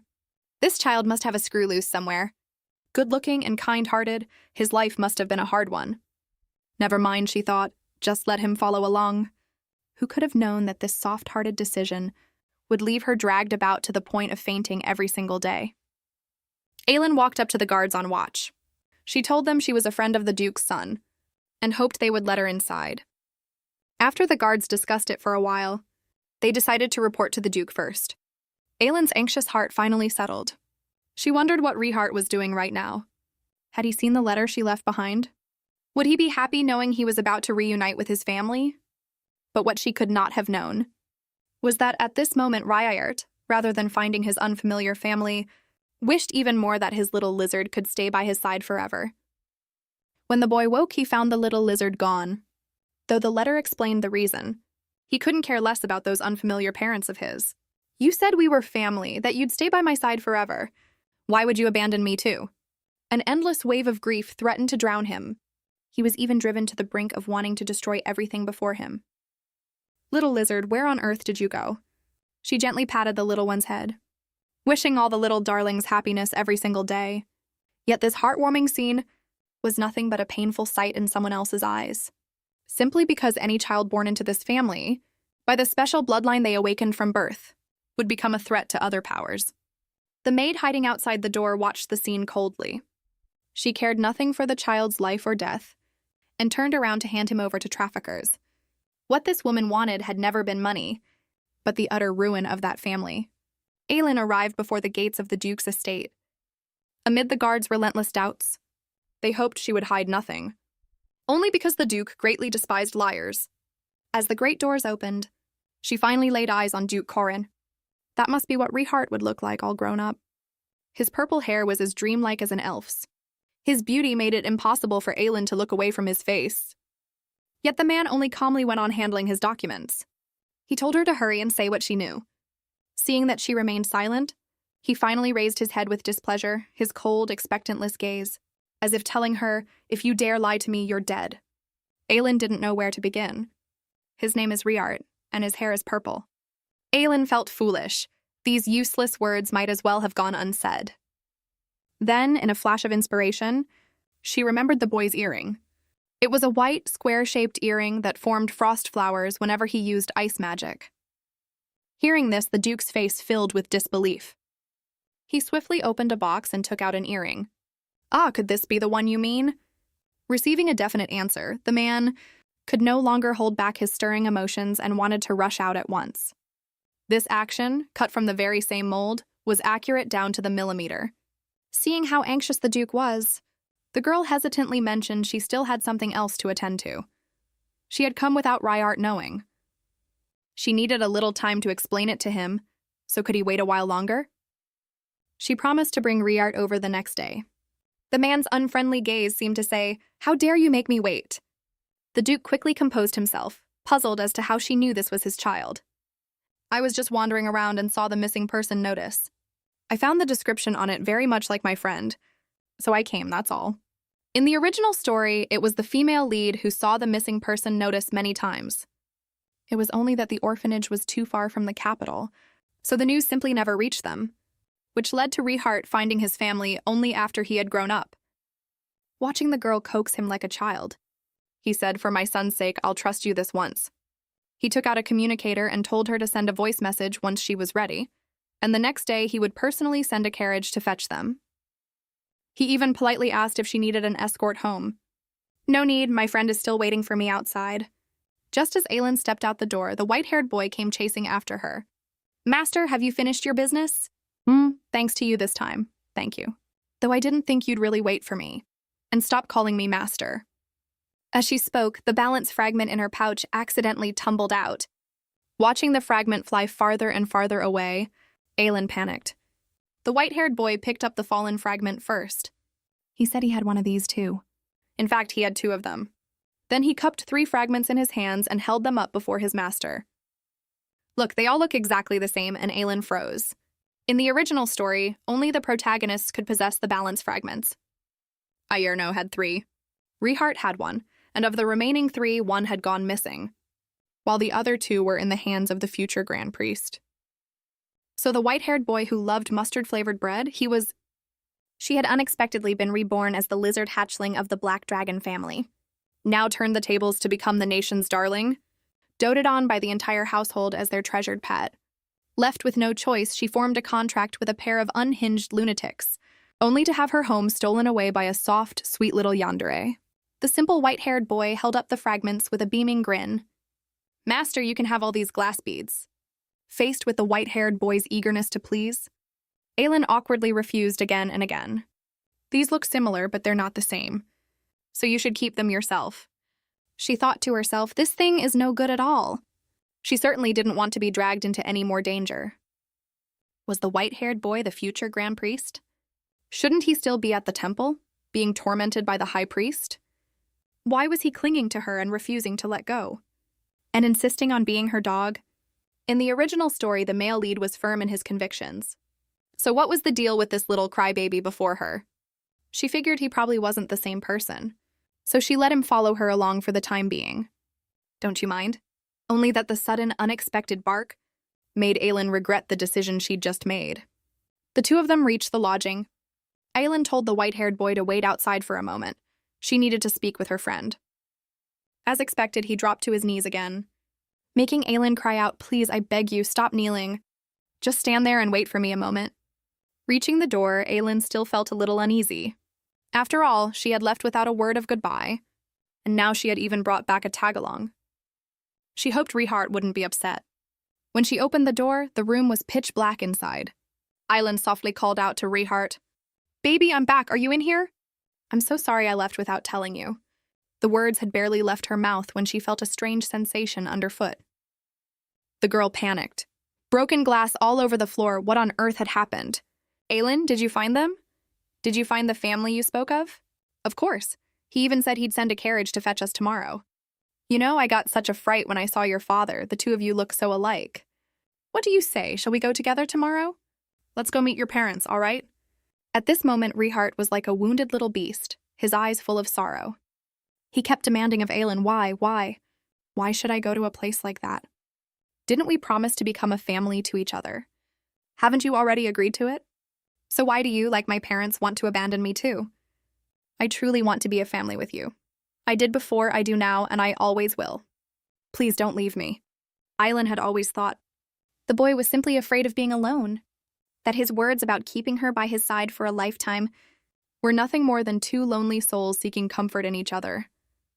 She no longer dared to hold any expectations of anyone. This was a world inside a book, and from start to finish she was only a visitor. I didn't lie to you, and I'm not abandoning you. And I truly do like you very much. Compared to me, your family loves you far more. Your parents never abandoned you. You were only stolen away by wicked people and lost by accident. They've been searching for you endlessly, holding on to the hope that you're still alive. My dear Riart, let's go home together tomorrow and take a look, all right? At this moment, the boy's tears fell like beads from a broken string, dripping one after another onto the girl's small face. Little lizard, you're lying to me, aren't you? This is just a beautiful dream you wove for me so you could abandon me. Meanwhile, Duke Corin, still longing for his son, learned from his subordinate that the beast man had not lied. The man caressed the photograph of his son. Riart, my treasure, thank you for still being alive. Papa has missed you so much. A lizard hatchling he had once saved by chance would become the bond he could never bear to let go of for the rest of his life. Little lizard, we'll still be family, won't we? Receiving the girl's affirmative answer, Riart finally emerged from his sorrow. He wiped the tears from the corners of his eyes and asked the girl once more, even if Duke Corin really is my father, you'll still live together with me, won't you? Cornered by the question, Ailen stammered that she still had other matters to attend to. Could anything possibly be more important than him? How was she supposed to answer this? Riart fearfully gripped her hand. Little lizard, don't go, live together with me, all right? I'll give you the very best of everything. Please don't abandon me and leave me all alone. We made a promise to each other. Without you, I don't know how I'm supposed to live. The two's quarrel caught the male lead's attention. Though he was supposed to wait quietly, he worried his master might be harmed. Riart warily eyed the stranger at the door. Who are you, and why are you in his room? The white-haired boy looked at the wrecked room and rushed anxiously toward Ailen, asking whether his master was hurt. He told her to leave first and let him deal with this fellow who posed a threat to his master. But Riart took hold of the girl's other hand, demanding to know why the white-haired boy was clutching his little lizard and telling him to get lost at once. Caught in the crossfire of the two boys' tense standoff, the tugged about Ailen was in absolute agony. Papa, hurry and come save me. Otherwise, you'll never see your adorable daughter again. Just as the two were about to come to blows, they suddenly heard a loud growl. Startled, the two let go at the same time. Ailen slumped weakly to the floor, declaring she was starving. Riart looked at the little lizard with concern, and could only set aside his hostility toward the white-haired boy to prepare some food. Meanwhile, Ailen and the male lead began tidying up the room. While cleaning, the white-haired boy spotted the fallen missing person notice. He is the child that Duke lost. And he's also a magician, isn't he? Ailen looked at the male lead in astonishment. She had never told him any of this, so how did he know? As if seeing through his master's confusion, he explained that the boy carried the scent of a magician. He also remarked that his master's clothes were dirty and offered to take her cloak off to give it a wash. In the original story, the Grand Priest held humans above all and utterly despised the existence of beastmen. If he was the future Grand Priest, she wondered, should he see the tail beneath her cloak? Would it make him turn away from her? Yet this silly fellow only kept praising how precious the cloak was, never once noticing the tail she deliberately let show. Ailen reminded him, didn't you see anything else? Wouldn't it make you feel sick and want to vomit? Seeing him show no reaction, she figured he probably wasn't the same person, and asked for his name. Master, my name is Luxillian. This name sounds so familiar. Isn't this the male lead from the original story? Why on earth would he appear here? As if seeing through his master's confusion, the male lead said it was because she had saved him like a god. Just as he was about to explain the reason, Riart came over with a whole cart of exquisite food. Ailen's attention was instantly drawn away. Now that's good timing. The next morning, the inn was packed with onlookers murmuring among themselves. Only because a lavish golden carriage was parked at the gate. The three of them looked at the ostentatious carriage, and were just discussing whether to switch to another one, when the Corin butler came clattering up before them. Dear young master, it is my great honor to come and take you home. With that, he flung out a red carpet, which rolled straight to their feet. "Honorable young master and our two distinguished guests, please board the carriage." Riart was tough on the outside, yet inside he was deeply fragile and lonely, only because he had a gift for magic but no parents. He had suffered everyone's oppression and exclusion. One time, running off in a fit of anger, he saved an unconscious lizard hatchling. Seeing that it had no tail, he knew it must surely be one cast out and abandoned by others. The young boy stubbornly insisted she was his family. He took her to his secret base to see his treasures, and accompanied her in carrying out a wild escape plan. Only because the girl's arrival had filled the void of trust and love within him. When Riart woke, he found the little lizard gone. Though she had left a letter explaining the reason, compared to his unfamiliar parents, she was the ray of light the young boy wished to hold on to. Riart gazed out the window, his mind elsewhere. It was a long while before he noticed someone calling him. Ailen saw the young boy's gloom, and asked with concern whether he was nervous.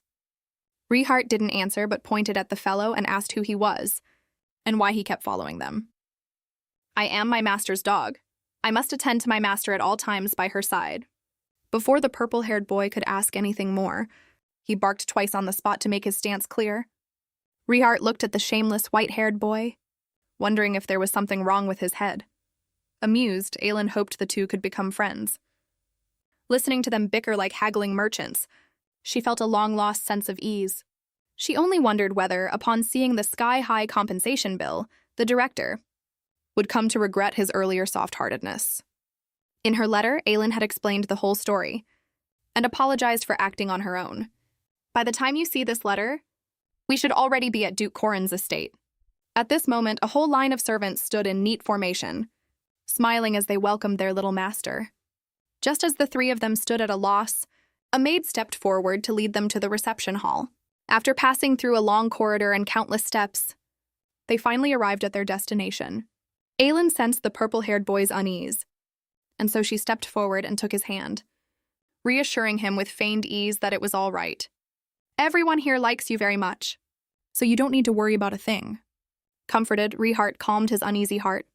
"Thank you, little lizard." As the great doors creaked open, would a separation of many long years finally come to its reunion in this very moment? "My Lord Duke, the young master and the young master's friend have arrived."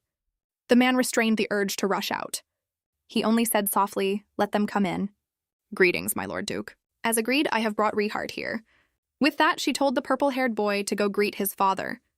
Riart took 2 steps forward and slowly drew back his hood, revealing a stunning face identical to Duke Corin's. As the earring shimmered with light, the man was utterly certain this was the child he had sought for so many years. Overcome with emotion, he could no longer hold back his feelings.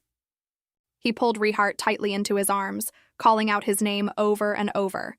He wished to pour out to the boy in his embrace all the longing and self-reproach of these many years.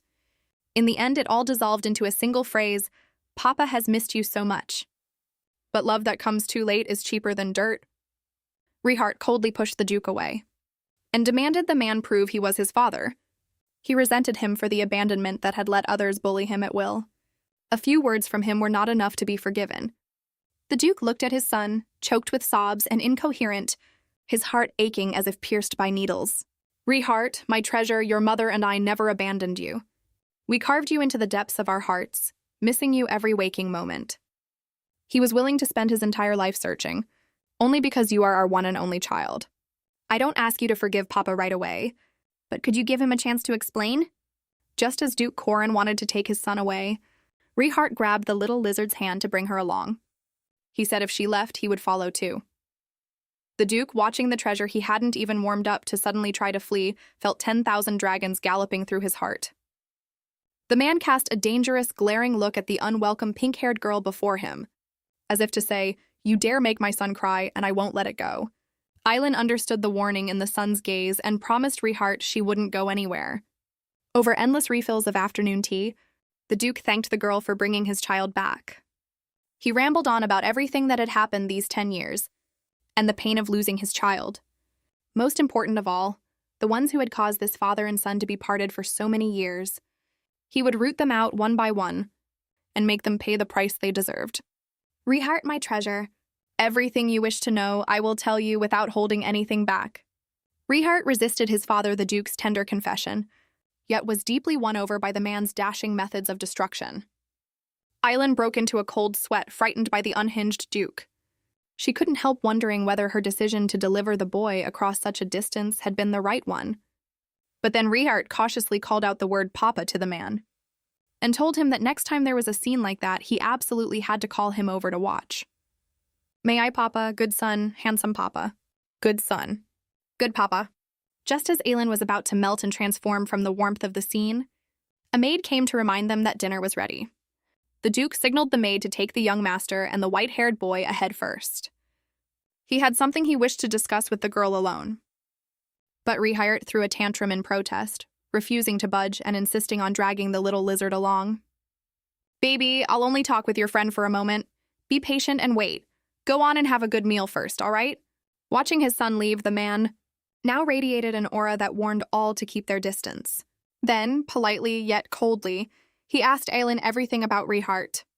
Upon learning that his treasure had lived at an orphanage, he guessed that as a magician's child, he must surely have endured all manner of slander and exclusion. With no one by his side to protect him, his poor child must have had a truly hard time. This is all Papa's fault. Seeing his face turn frighteningly dark, Ailen figured he had let his imagination run away with him. She spoke up and continued, "The director of the orphanage, Ailen, cared for Riart with great devotion, teaching him swordsmanship and magic. That was how the young boy could grow up so remarkable." Oh, it was him, then never mind. He had just been wondering whether he could drag the director over here. Hearing this, Ailen couldn't help breathing a sigh of relief. Little did she know her words had changed the orphanage's fate. "Have you thought about what you want? It's the reward you deserve for reuniting us father and son. Whatever it is you want, I'll give it to you." Ailen, dizzy from the windfall, hadn't given the question any thought at all. She had her own little savings, but couldn't touch them. Asking to live here felt a bit too much. Cash was too heavy, and gems weren't easy to handle either. In a flash of inspiration, Ailen proposed that she wanted a luxurious manor, located somewhere not far from House Idamu, so she could conveniently watch the original plot unfold. The Duke said that wasn't difficult, but for a beastman to own a manor was a very dangerous thing. Ailen's heart skipped a beat. She quickly checked whether her tail was properly hidden, seeing the girl's alarmed look.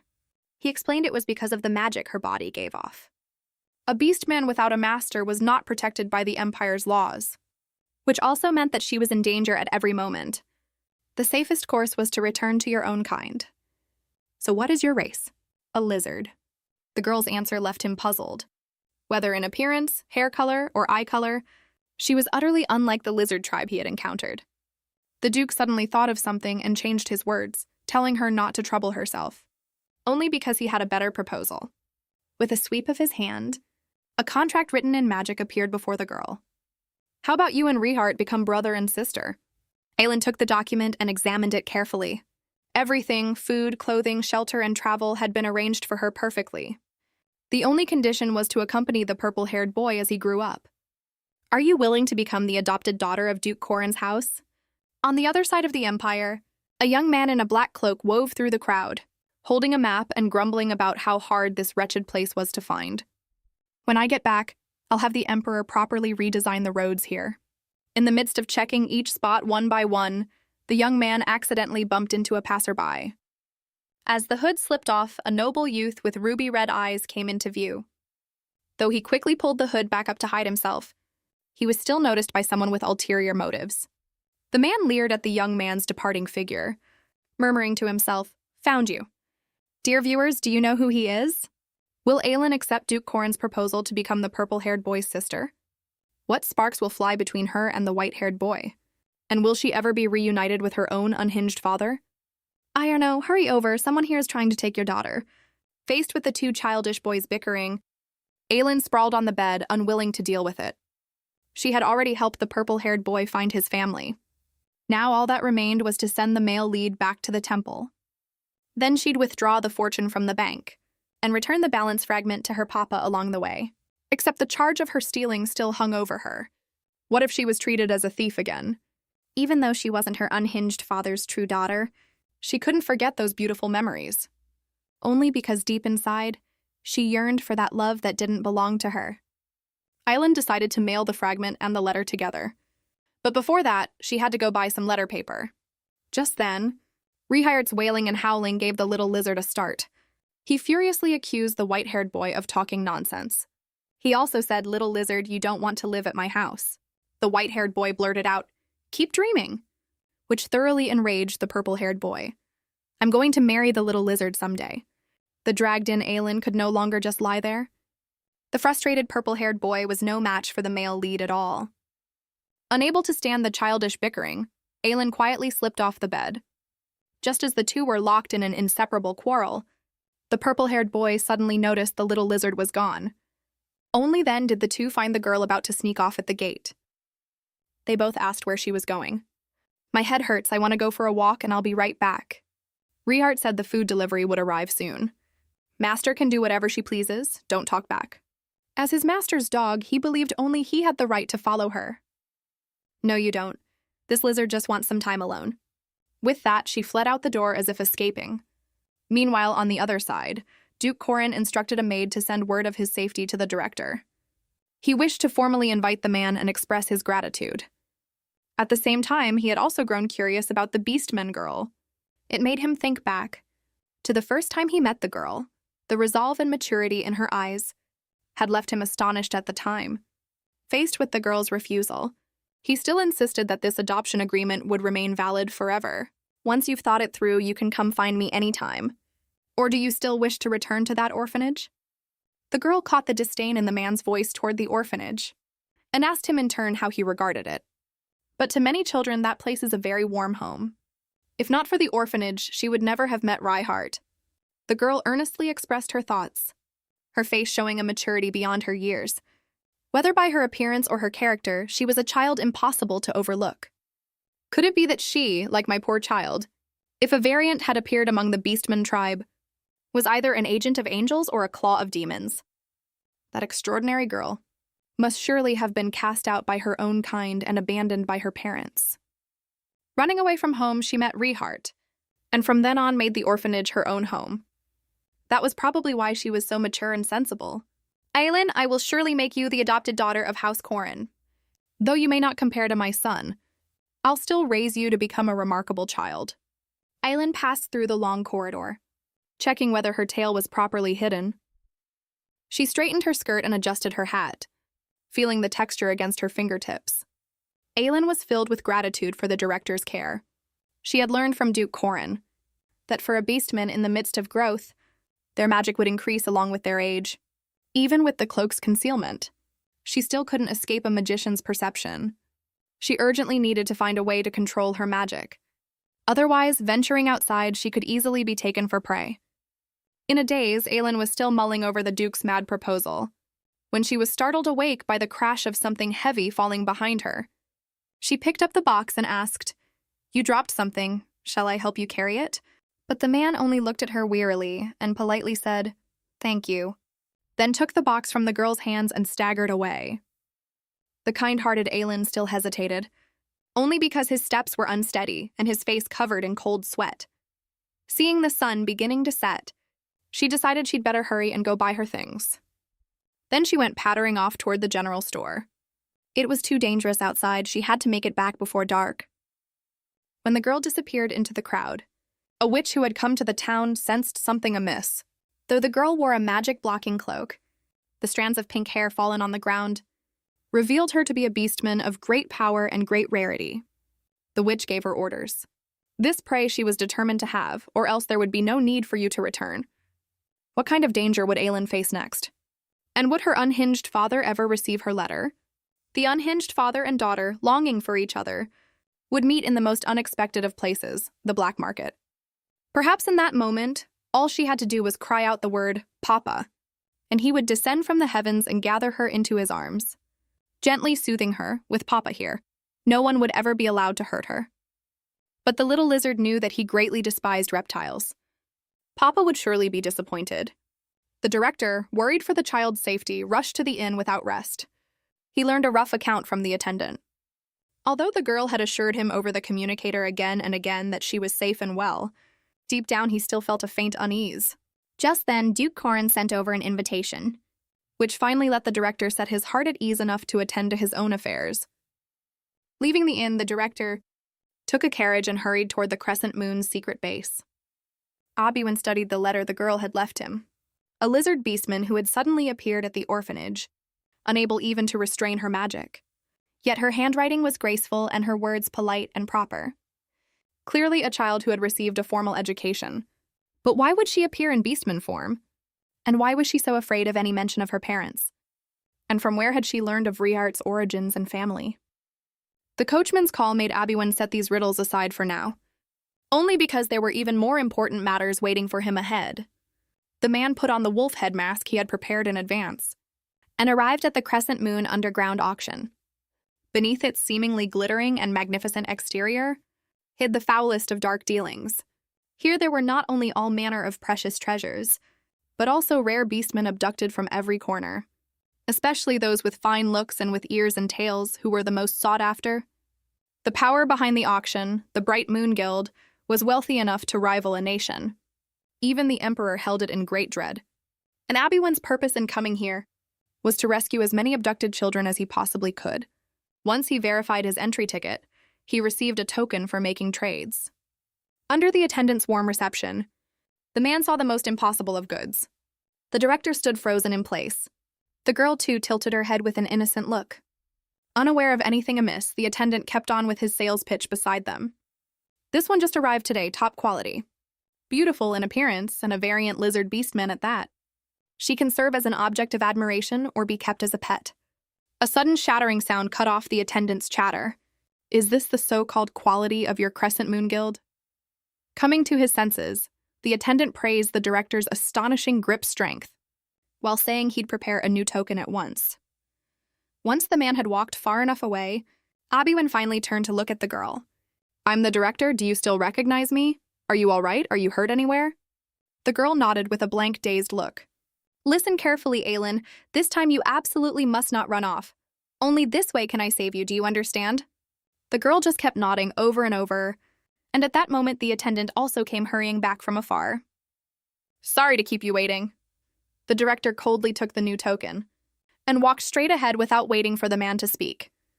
Take me directly to see the other children. The attendant fawningly followed along, introducing other goods to the director. Listening to their footsteps fade into the distance, Ailen's heart ached so much she could barely breathe. What on earth was going on? Why had she ended up here? Just a moment ago she had finished buying her letter paper, happily rushing home, and the next second she knew nothing at all. When she woke, she was in a cage at the auction, caught red-handed by the director who had just finished a video call. And this was exactly where the original female lead and the prince first met.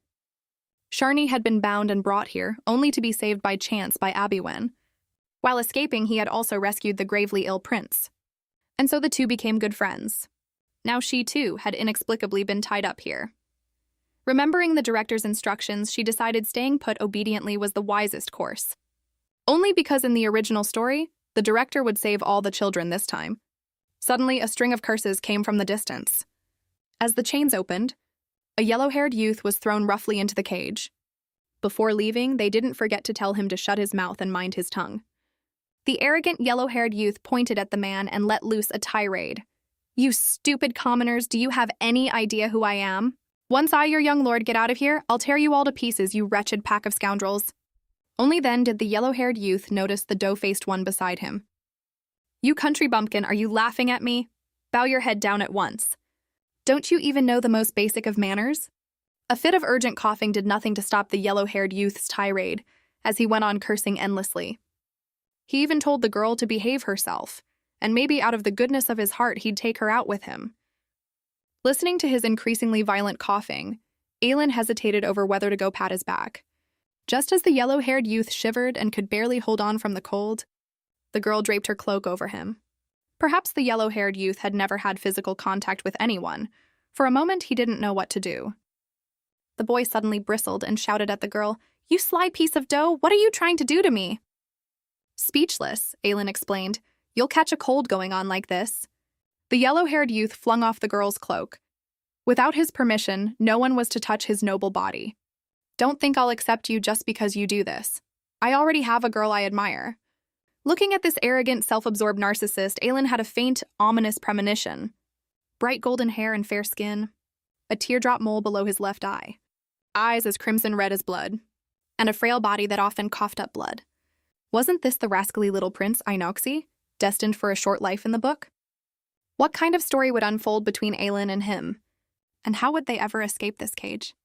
A girl long deprived of her parents' love happened to receive the blessing of the heavenly god, granting her the chance to cross through time and become a female lead. Little did she know this was yet another cruel trick of fate. Ending up a wretched bystander would have been one thing, but she was also stuffed into a sack and bound off to be auctioned at the underground black market. She had thought she'd met a handsome man in the lightless cage, only to find he was a sharp-tongued, short-lived narcissist. Still in the cage, Ailen found herself recalling the plot of the book. The yellow-haired youth had been rescued from the cage by Abiwen and the female lead. But even so, the harsh conditions left the yellow-haired youth's body weaker and weaker. In the end, on one cold winter's day, the rascally little Prince Inoxi left this world forever. The emperor, who had lost his beloved son, learned by chance that his son's illness had been carefully orchestrated, deliberately arranged by having gravely ill soldiers brought near him. In a rage, the emperor ordered that, at any cost, all the empire's villainous factions be hunted down. The tyrannical nobles arrested people everywhere, even slandering commoners holding celebrations as accomplices. The inhuman oppression lasted nearly 10 years. The female lead, realizing the empire's hopeless chaos, raised the banner of revolution, leading the people mired in misery to rise up in revolt. Watching the female lead strike such a melodramatic pose, she couldn't have known back then how maddening it was. A lady showered with every favor, how had she ended up out there brawling? If things followed the original plot, the yellow-haired youth had by now contracted his strange illness. Was she really supposed to watch him die before her eyes? No, this absolutely would not do. Even with his dreadful temper, he didn't deserve to perish so young. And most important of all, she wanted the female lead she adored to find happiness. For this, Ailen resolved to save him, even at the cost of being criticized to no end, feeling the dough-faced one's burning gaze upon her. The yellow-haired youth warned her not to entertain any foolish hopes. Only a noble, elegant lady was worthy of him. Ailen eyed this shameless narcissist and corrected him with an annoyed look. Who likes you? I already have someone I love. She is more beautiful and clever than anyone else. It's precisely her company that lets me endure a life that was once like hell. Perhaps thrown off by the one the girl loved? The yellow-haired youth was left speechless for the first time. Yielding, he nodded and said he would respect the diversity of love among all species. I'm sorry I misunderstood you, so I'll give you a chance. Come and embrace me. At this moment, his whole body was cold as if trapped in an ice cellar, and he couldn't even make out what she was muttering. Ailen, too, noticed the yellow-haired youth's odd state, and at once draped her cloak over him. Thinking the two of them were about to part ways anyway, she didn't bother explaining. Time slipped by second. The weary yellow-haired youth, paying no mind to the harsh surroundings, slowly drifted off to sleep. Ailen thought of the letter paper in her cloak. Just as she was about to quietly take it out, she was struck by a critical hit right where it hurt. What are you sneaking around trying to do? Ailen sheepishly waved the letter paper in her hand. She only wanted to write a letter. Oh, is that so? Then give me a sheet too. Without asking whether she agreed, the yellow-haired youth snatched it away, complaining about the cheap paper while grudgingly admitting it would do. Then, ignoring the girl, he began composing his own little essay. What in the world? This person is so hard to please, Ailen grumbled behind him in displeasure. Arrogant as the yellow-haired youth was, he knew his own body well. With every breath, he felt his illness worsening. Perhaps this would be the last letter he ever wrote. Thinking of the girl he loved, a rare tenderness surfaced on his face. Meanwhile, Riart noticed the little lizard still hadn't returned even at this late hour, and cried and fussed for his father to find her. Duke Corin looked at his weeping son in distress, and assured him that no matter what, Papa would find the girl. He only wondered where on earth she could have gone. The white-haired boy, in his role as a dog, also prayed silently for his master. He knelt devoutly, hoping to receive a sign from the heavenly god. Master, where on earth have you gone? Who among them would find Ailen first? And could the yellow-haired youth change his own fate? Do you believe in the light? If you were fortunate enough to meet the legendary angel, what wish would you want to make? Ailen's disappearance tugged at the hearts of all the protagonists. And at this moment, she took out the fragments the purple-haired boy and the male lead had given her. They fit together perfectly. Without hesitation, the girl tucked it into the envelope, deciding to mail it to Papa once she got out. But with the sending of this letter, the plot of the book would be completely thrown into disarray by her. Because inside was not only the fragment, but also the prescription that could cure the plague. Although this would have been discovered by Callan 10 years later, in the meantime, countless people would lose their lives because of it, nearly leading the empire to ruin. And after Callan developed the medicine, House Aidamu had even personally distributed it to the people for free. Although it aided the female lead's revolution, the empire still remained mired in misery. Though Ailen longed for peace, she didn't want to disrupt the plot's development. Her inner turmoil was cut short by a letter suddenly held out to her. The yellow-haired youth shared the love letter he had written with the girl. Seeing her angry expression, he hastily explained the letter wasn't for her. It was written for my fiancé, so don't go falling in love with me over it. Speechless, Ailen took out the letter inside and began to read. Dear Miss Lillian, from now on, stop hiding from me.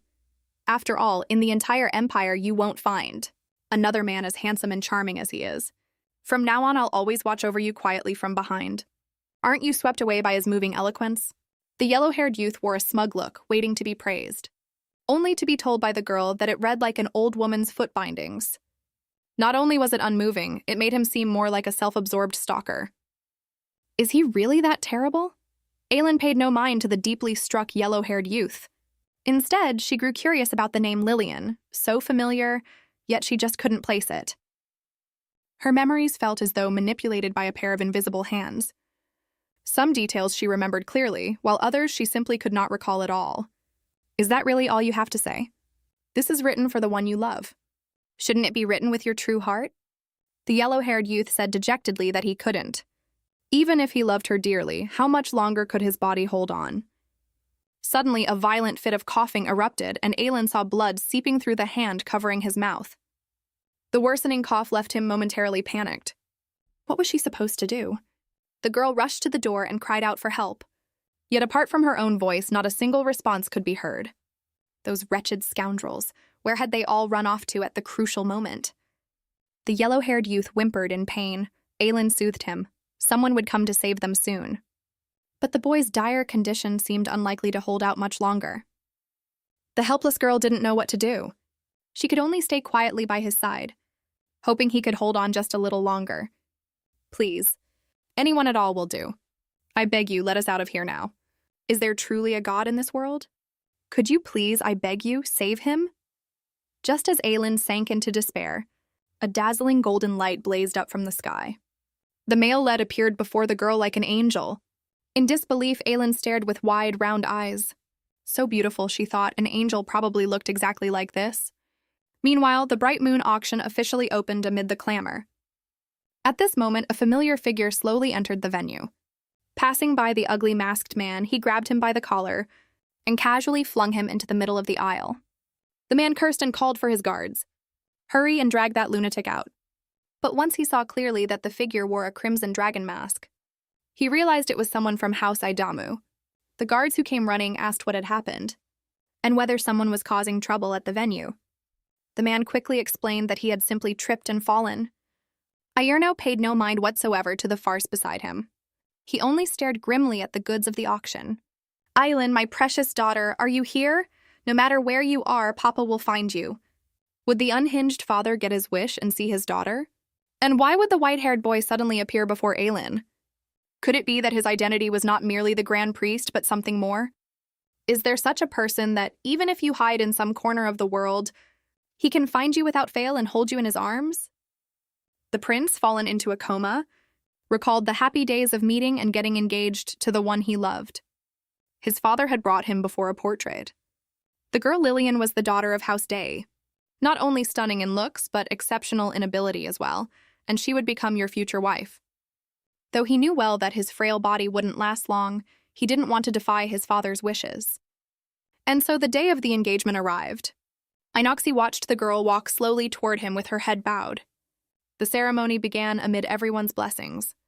The prince took the diamond ring handed to him by the flower child, but his mind was on how to ruin this wedding. He still felt he shouldn't hold back the girl's future. At that moment, the priest had the bride raise her head. Her beautiful appearance was like an exquisite painting. In that instant, Inoxi's heart was deeply captivated. His gaze was firmly locked, unable to look away from that mesmerizing face. By the time he came to his senses, the engagement was already sealed. But for her happiness, he decided not to give the girl gifts on her birthday. Not to give her good food, nor fun things so that she wouldn't grieve over his departure. If only he could go on living. How wonderful that would be. The unwillingness in his dream gradually brought him back to consciousness. But then a stranger's low murmur suddenly sounded in his ear. Coming to, he found himself on the back of a boy he didn't recognize. This discovery startled him into hurriedly pushing the other away. "Who are you? How dare you touch my noble body so casually?" Ailen quickly stopped him. "My goodness, keep your voice down. You fainted just now, and it was he who saved you. Although this is all rather sudden, please trust him for the time being, all right?" The reluctant yellow-haired youth, seeing no better choice, could only go along with it. At this moment, the excited sounds of the auction rose up outside. The three realized their time was running short, so they planned to sneak out through the back door. Passing through the backstage, they heard the host introduce this auction's items. There was a top-grade specimen with golden hair and red eyes. Hearing that savage describe him in terms of breed, the yellow-haired youth viciously plotted to settle the score with this pack of scoundrels once he got out. Right after, the host began introducing a pink top-grade lizard. In beastman form, she was lovely in appearance, with a head of long pink hair. Hearing this, Ierno rose and looked all around. It was his daughter. The man, having calmed himself in order to keep Ailen from being hurt again, fought with all his might to suppress the urge to destroy this place that dared harm his daughter. And the girl hiding backstage also noticed the man. Ailen's face filled with disbelief. How could this be? This couldn't be real. In the original story, her papa had never come to a place like this. Just then, the white-haired boy beckoned to his master, who hadn't kept up, signaling her to be careful as she came over. Ailen could only press down her confusion for now. "I'm sorry, Papa, please let me look at you just a little longer. Ailen has missed you so much." At last, the three of them fled, gasping for breath, to a forest. The yellow-haired youth was so exhausted he plopped right down onto the ground. Even if he had been saved by the little brat across from him, his identity was still quite suspicious, wasn't it? "Master, you must have been terrified. It's all my fault for not finding you sooner." Ignored, the yellow-haired youth was instantly displeased. "Who are you? Why are you saying such strange things to this lump of dough?" The male lead, hearing this, did not grow angry. Instead, he earnestly introduced himself. He explained that he had come in answer to his master's call, following his heart to this place. The yellow-haired youth, having heard him out, decided he was just a little brat full of big talk. At this moment, Ailen wanted the white-haired boy to make one more trip into the auction. To deliver the two letters in her hands, one each to the man in the crimson dragon mask and the man in the wolf head mask. The male lead looked at the two letters in his hands and said it was no problem. "But master, could you give me a hug? Your embrace will bring me boundless strength." Hesitating a moment, Ailen held the male lead before her tightly. The grievances of so long suddenly found release in that very moment. She thought she was fortunate after all. "Thank you, my angel." The white-haired boy saw the tail the girl had let show. "Master, perhaps you aren't a lizard." Just as Ailen wanted to ask the reason, the male lead reluctantly pulled away and released his magic to create a protective barrier. Before leaving, he told them that as long as they didn't step outside the circle or make loud noises, they wouldn't be discovered. "Master, you must stay right here obediently. I'll come back as soon as I can." With that, the white-haired boy's figure vanished from sight. Ailen was still pondering the meaning behind the male lead's words just now. If she wasn't a lizard, then what could she be? Dear viewers, do you know what Ailen's true form is? Are those who struggle to express themselves always the ones left behind? The unhinged father and daughter, longing for each other, didn't dare acknowledge one another because of a misunderstanding.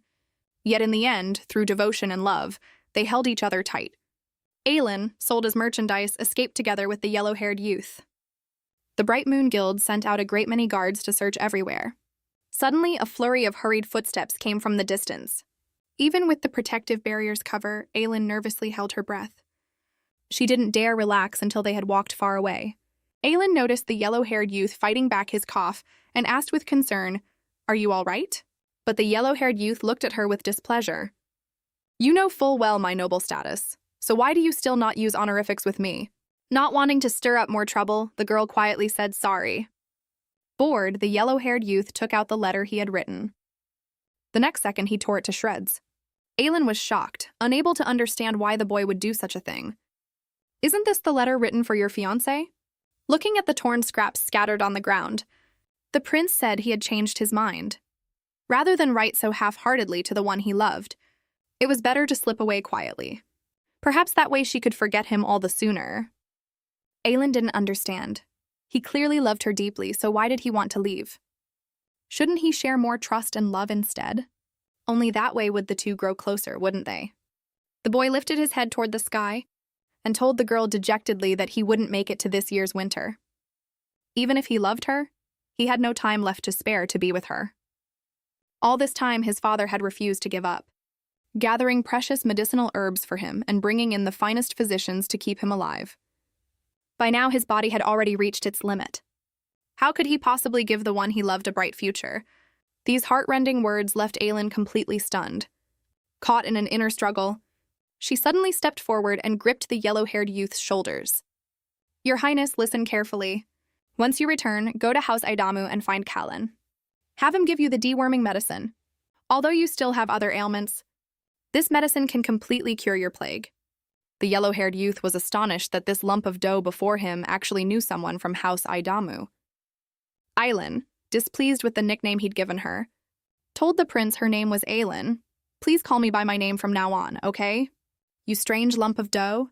You're always saying things that make no sense. But then the yellow-haired youth began coughing violently again. No matter how Ailen tried to soothe him, there was no relief.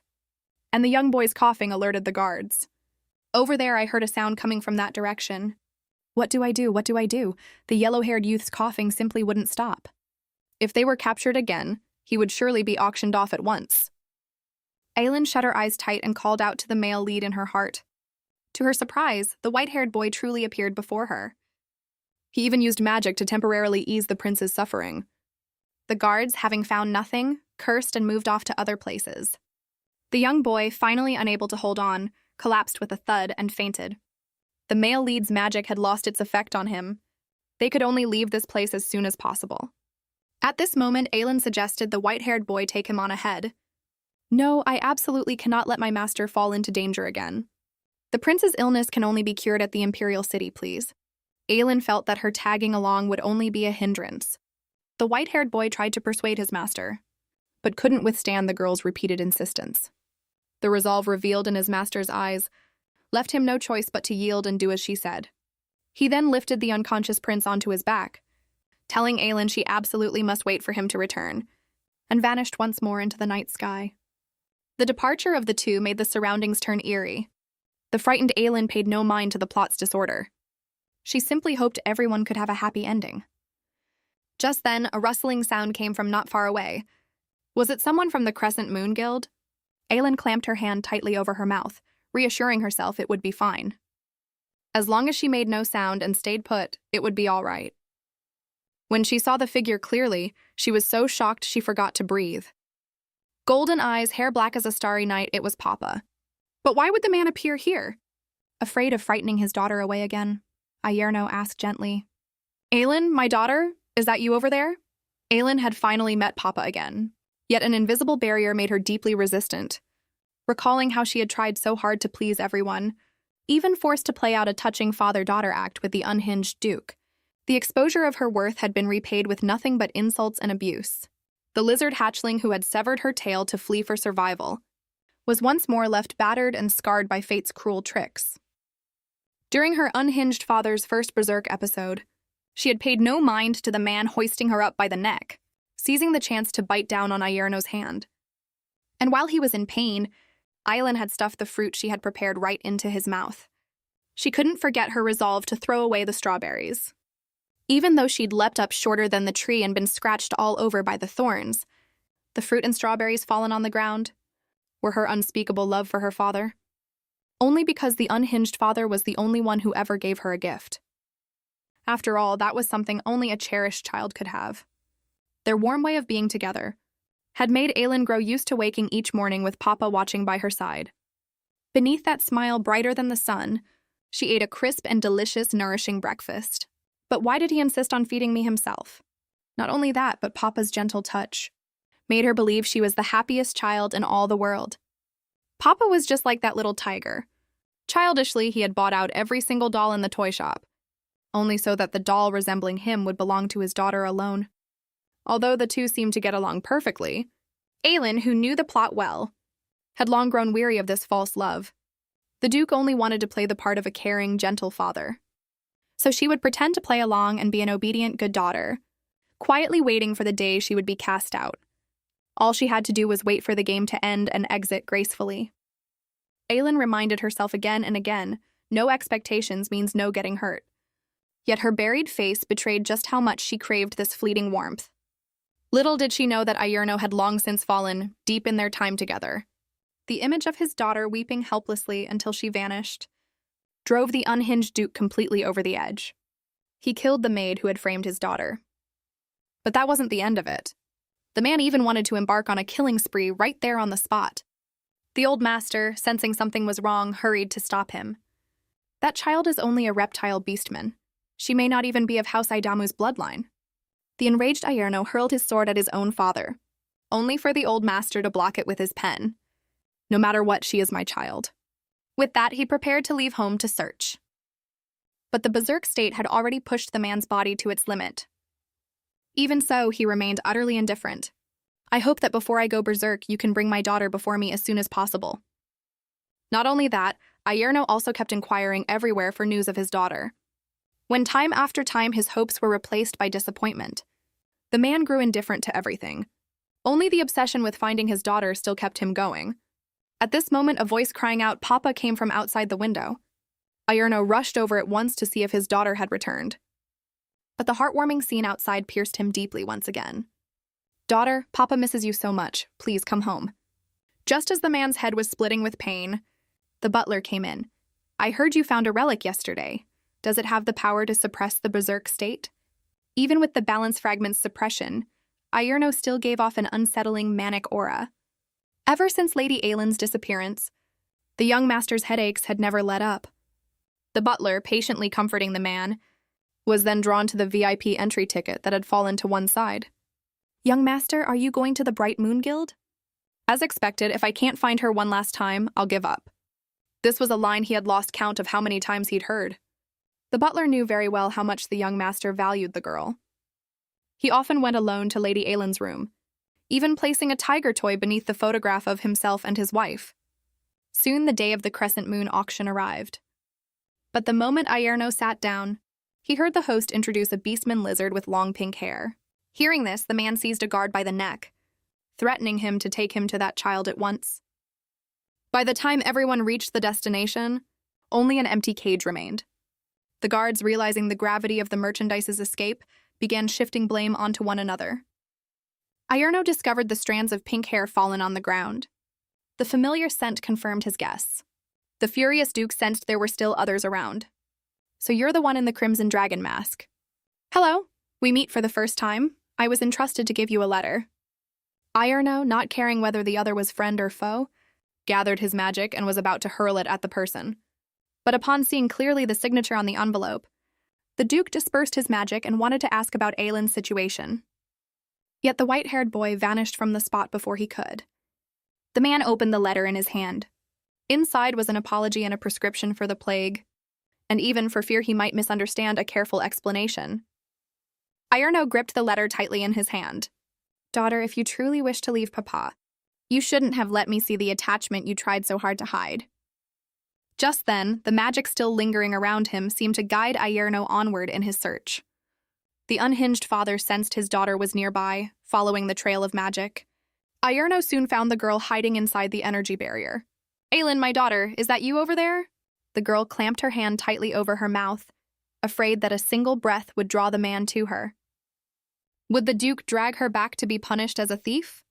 At the crucial moment, she actually broke the silence with a sneeze. This was a disaster. But the next second, the man knelt on one knee before her. The girl was at once frightened into trembling. She tried to hide herself with her hat. "Ailen, lift your eyes and look at me. Don't be afraid of Papa, all right?" Have you come to dislike me now? Do you remember the first time you called me Papa? You said you wanted to be my daughter. So we're still family now, aren't we? Ailen, did Papa do something to hurt you? Hearing this, the girl quickly shook her head. Then come back to Papa's side, all right? Struck by his tenderness, Ailen turned her gaze to the hand reaching out to her. The Duke seemed to have no intention of blaming her. But could she truly have Papa's love? This scene before her was so familiar. It made her think of when she'd been wrongly accused and climbed up the pillar. Papa had reached out his hand to her just like this. It turned out that back then it wasn't disgust, but a wish for her to trust him. Ailen gazed at this black dragon Duke so utterly unlike the one in the book. Can I really believe all of this? Would the lizard hatchling abandon what she knew and accept her unhinged father's love? A little closer, just a little closer. If she reached her hand out just a bit further, she could win back Papa's care and love. Even if it was false, that would be all right. Yet in the very last moment before she placed it down, the little lizard drew back. At this very moment, the girl recalled everything from the past. What meaning was there in going back now? Ailen looked at his dejected daughter and sorrowfully spoke of his worry after the girl had left. Papa hopes you can confide in him any trouble you have. But Ailen's answer left him stunned. This is just a game to you, isn't it? When the day comes that you grow tired of it, I'll still have to leave, won't I?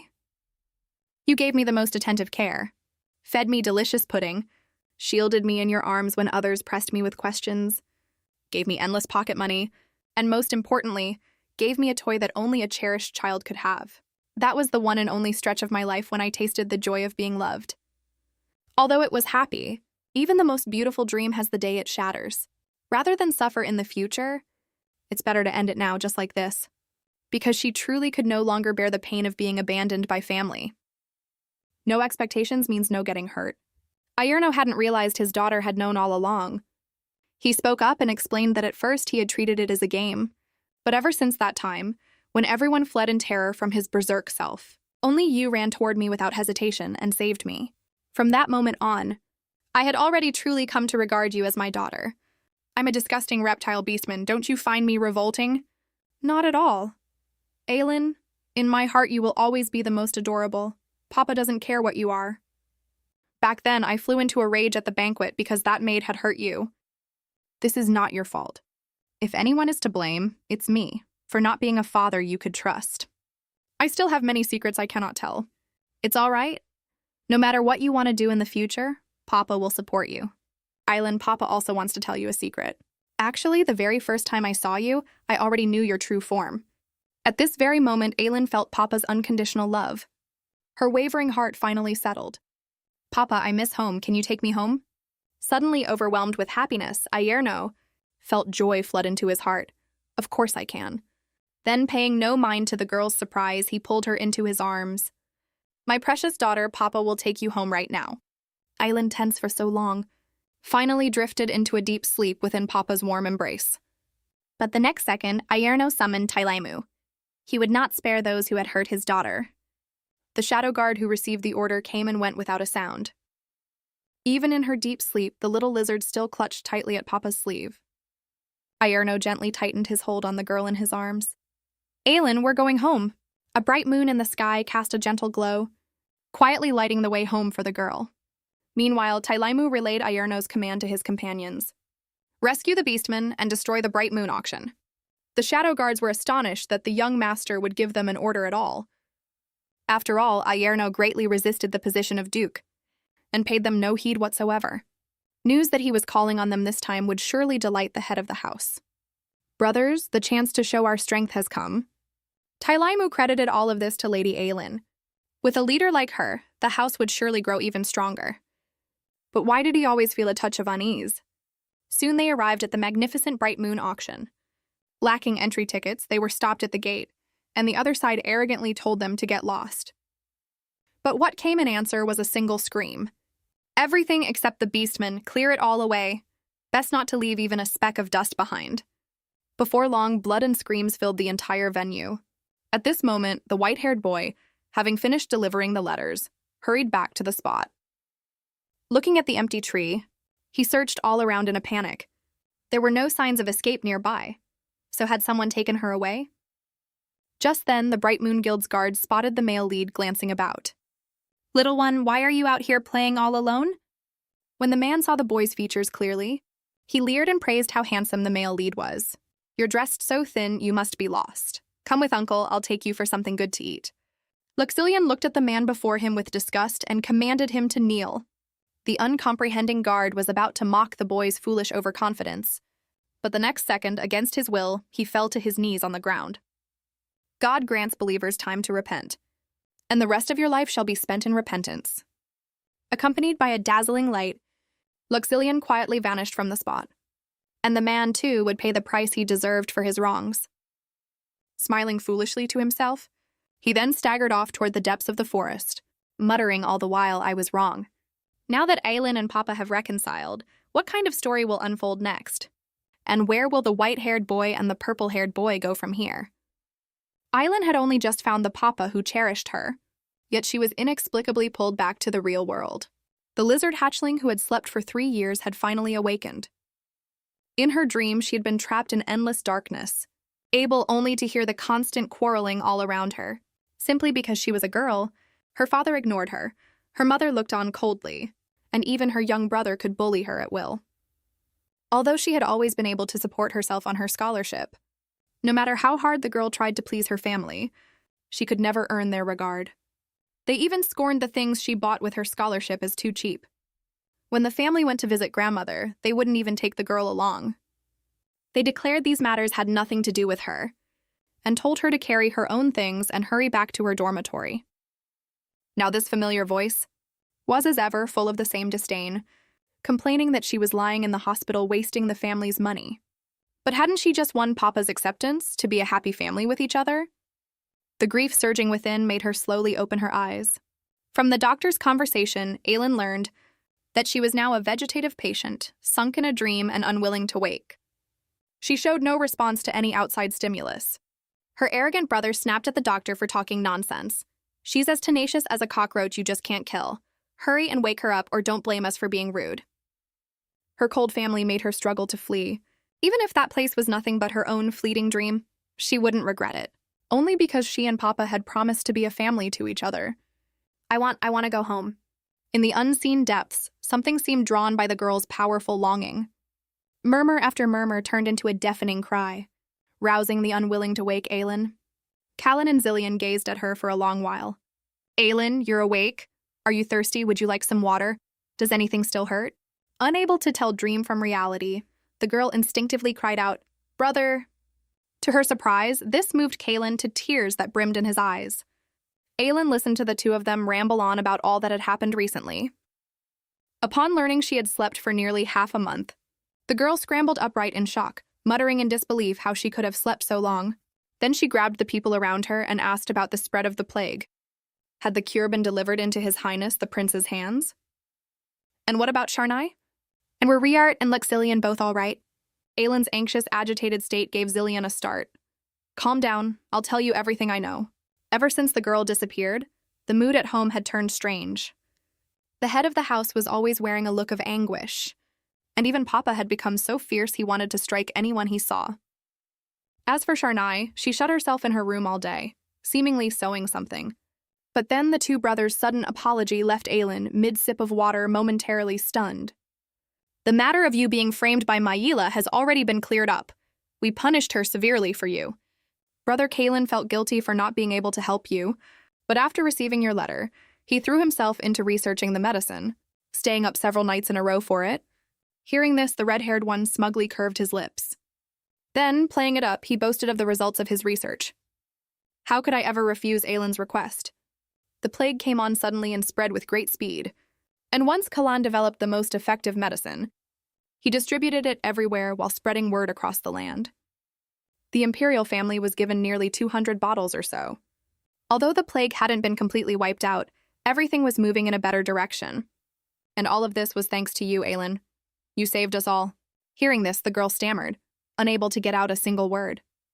Only because all of it was something she had seen in the book. She had merely stolen the research of Callan and the female lead.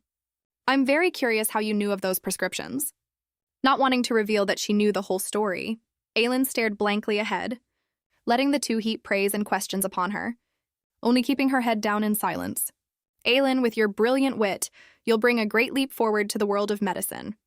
Please tell us, won't you? Faced with the two's burning curiosity, the girl, her mind a blank, was about to confess the truth when she was cut off by Ayerno's sudden appearance. The man's concern pulled her thoughts back for a moment, yet it also sank the girl into even deeper self-reproach. She refused Papa's care and the food he offered, muttering apologies and saying she wanted to rest a while longer. The man keenly sensed something had happened between the three of them, but he didn't pry. Instead, he gently gave the girl's small hand a squeeze. Ailen, you are my daughter. No matter what you want to do in the future, Papa will stand firmly behind you. So there's no need to say words of apology to him. These touching words left Ailen completely stunned. So Papa loved her this much. At this moment, Ayerno urged his two sons to hurry off, but Callan lingered shamelessly, earning a fierce, knife-like glare from his father. He was then dragged out the door by his brother Zillion. As a masterless beastman, she was nearly unprotected by law in the Empire. And for a noble to adopt a child of no blood relation, the consent of the imperial family was required. To protect his daughter's safety, he needed to make a trip to the imperial city to obtain the adoption papers as soon as possible. By then, Papa would hold a banquet for you. He planned to give her a surprise before everyone. At this moment, the mischievous Callan poked his head in, telling Ailen he would stay in his room, and if she got bored, she could come find him to play. The girl waved everyone off in speechless farewell. Only after the three had gone far did she collapse onto the bed in relief, thinking back to Papa saying he would give her a gift. She knew full well all of this had been shamelessly stolen by her own hand. What right did someone like her have to receive a gift? Little did she know the great gift Papa spoke of was a treasure everyone dreamed of. Dear viewers, do you know what it is? And was everything before her eyes merely a dream she was unwilling to wake from? Even if it was only Ailen's fleeting dream, she would await everyone with the most beautiful and joyful of blessings. The imperial city, bathed in sunlight, looked especially grand and solemn. The unhinged duke strolled leisurely through the long corridor, arriving at the destination of his journey. As the doors of the reception hall opened, what came into view was a man in lavish robes sipping green tea. As the liquid in his cup swirled, the man began his honeyed mocking words. Head of House Aidamu. Oh, no, it should be the young head of House Aidamu. I wonder what business has you so eager to find me? Unmoved, Ayerno paid no mind whatsoever to the man's clumsy performance. Instead, he wore a smile dazzling enough to be the death of any onlooker. Your Majesty, though you are the greatest son of the Empire, even the sun must one day set in the west. I advise you not to grow muddled in your old age. The man was forced to explain I meant no mockery. His son Inoxi had just suffered a grave illness, and the plague that followed had broken out across the Empire on a massive scale. All of it had left him utterly overwhelmed, and it was thanks to the cure your house developed, which not only saved his son but spared the lives of countless people in the Empire, and even helped him wipe out the Bright Moon auction along the way. So leave the dirty cleanup work to the imperial family to handle. Ayerno was amused by the shameless emperor. Your Majesty, are you trying to claim all the credit for yourself? Truly worthy of being the Empire's greatest monarch. The man, calmly sipping his tea, paid no mind at all to the other's biting sarcasm. He said he wouldn't take the credit for nothing, and if there was anything Ayerno wanted, he had only to name it. But the next second, a document quietly landed before him. I wish to adopt this child. Please push all the procedures through as soon as possible as compensation. Yet the pink-haired girl in the photograph looked somewhat familiar. He then used magic to bring over the document and examined it carefully. Curious whether it had become fashionable among nobles lately to keep lizard beastmen, because just 2 days ago he had received an identical adoption application. To Ayerno's ears, these words were laced with provocation, and he warned the man not to try and anger him. Wait a moment, what did you just say? Although I'd very much like to help you, this lizard beastman named Ailen was already adopted 2 days ago by Duke Corin. Hearing this, Ayerno's veins bulged with fury. That lunatic dared to take his daughter from him. Never one to let things lie, the Emperor produced the copy of the girl's adoption. What a pity you've come too late. In a rage, Ayerno used his magic to destroy the document that so revolted him. Ailen, Corin, if not for this loathsome Corin, would there be no one left to take his daughter from him? Meanwhile, a knock sounded within the lavish duke's estate. Ever since Lady Ailen's disappearance, the young master had shut himself in his room, refusing food and drink. The sudden sound of footsteps behind her startled the maid. "Forgive the intrusion. I am Abbywen, here to see Riart." Faced with the handsome director's inquiry, the maid let out a helpless sigh. "The young master is inside, but he refuses to see anyone right now." Abbywen expressed his regret at being unable to bring Riart news of Ailen. "In that case, I'll take my leave first." At this moment, the tightly shut door quietly opened,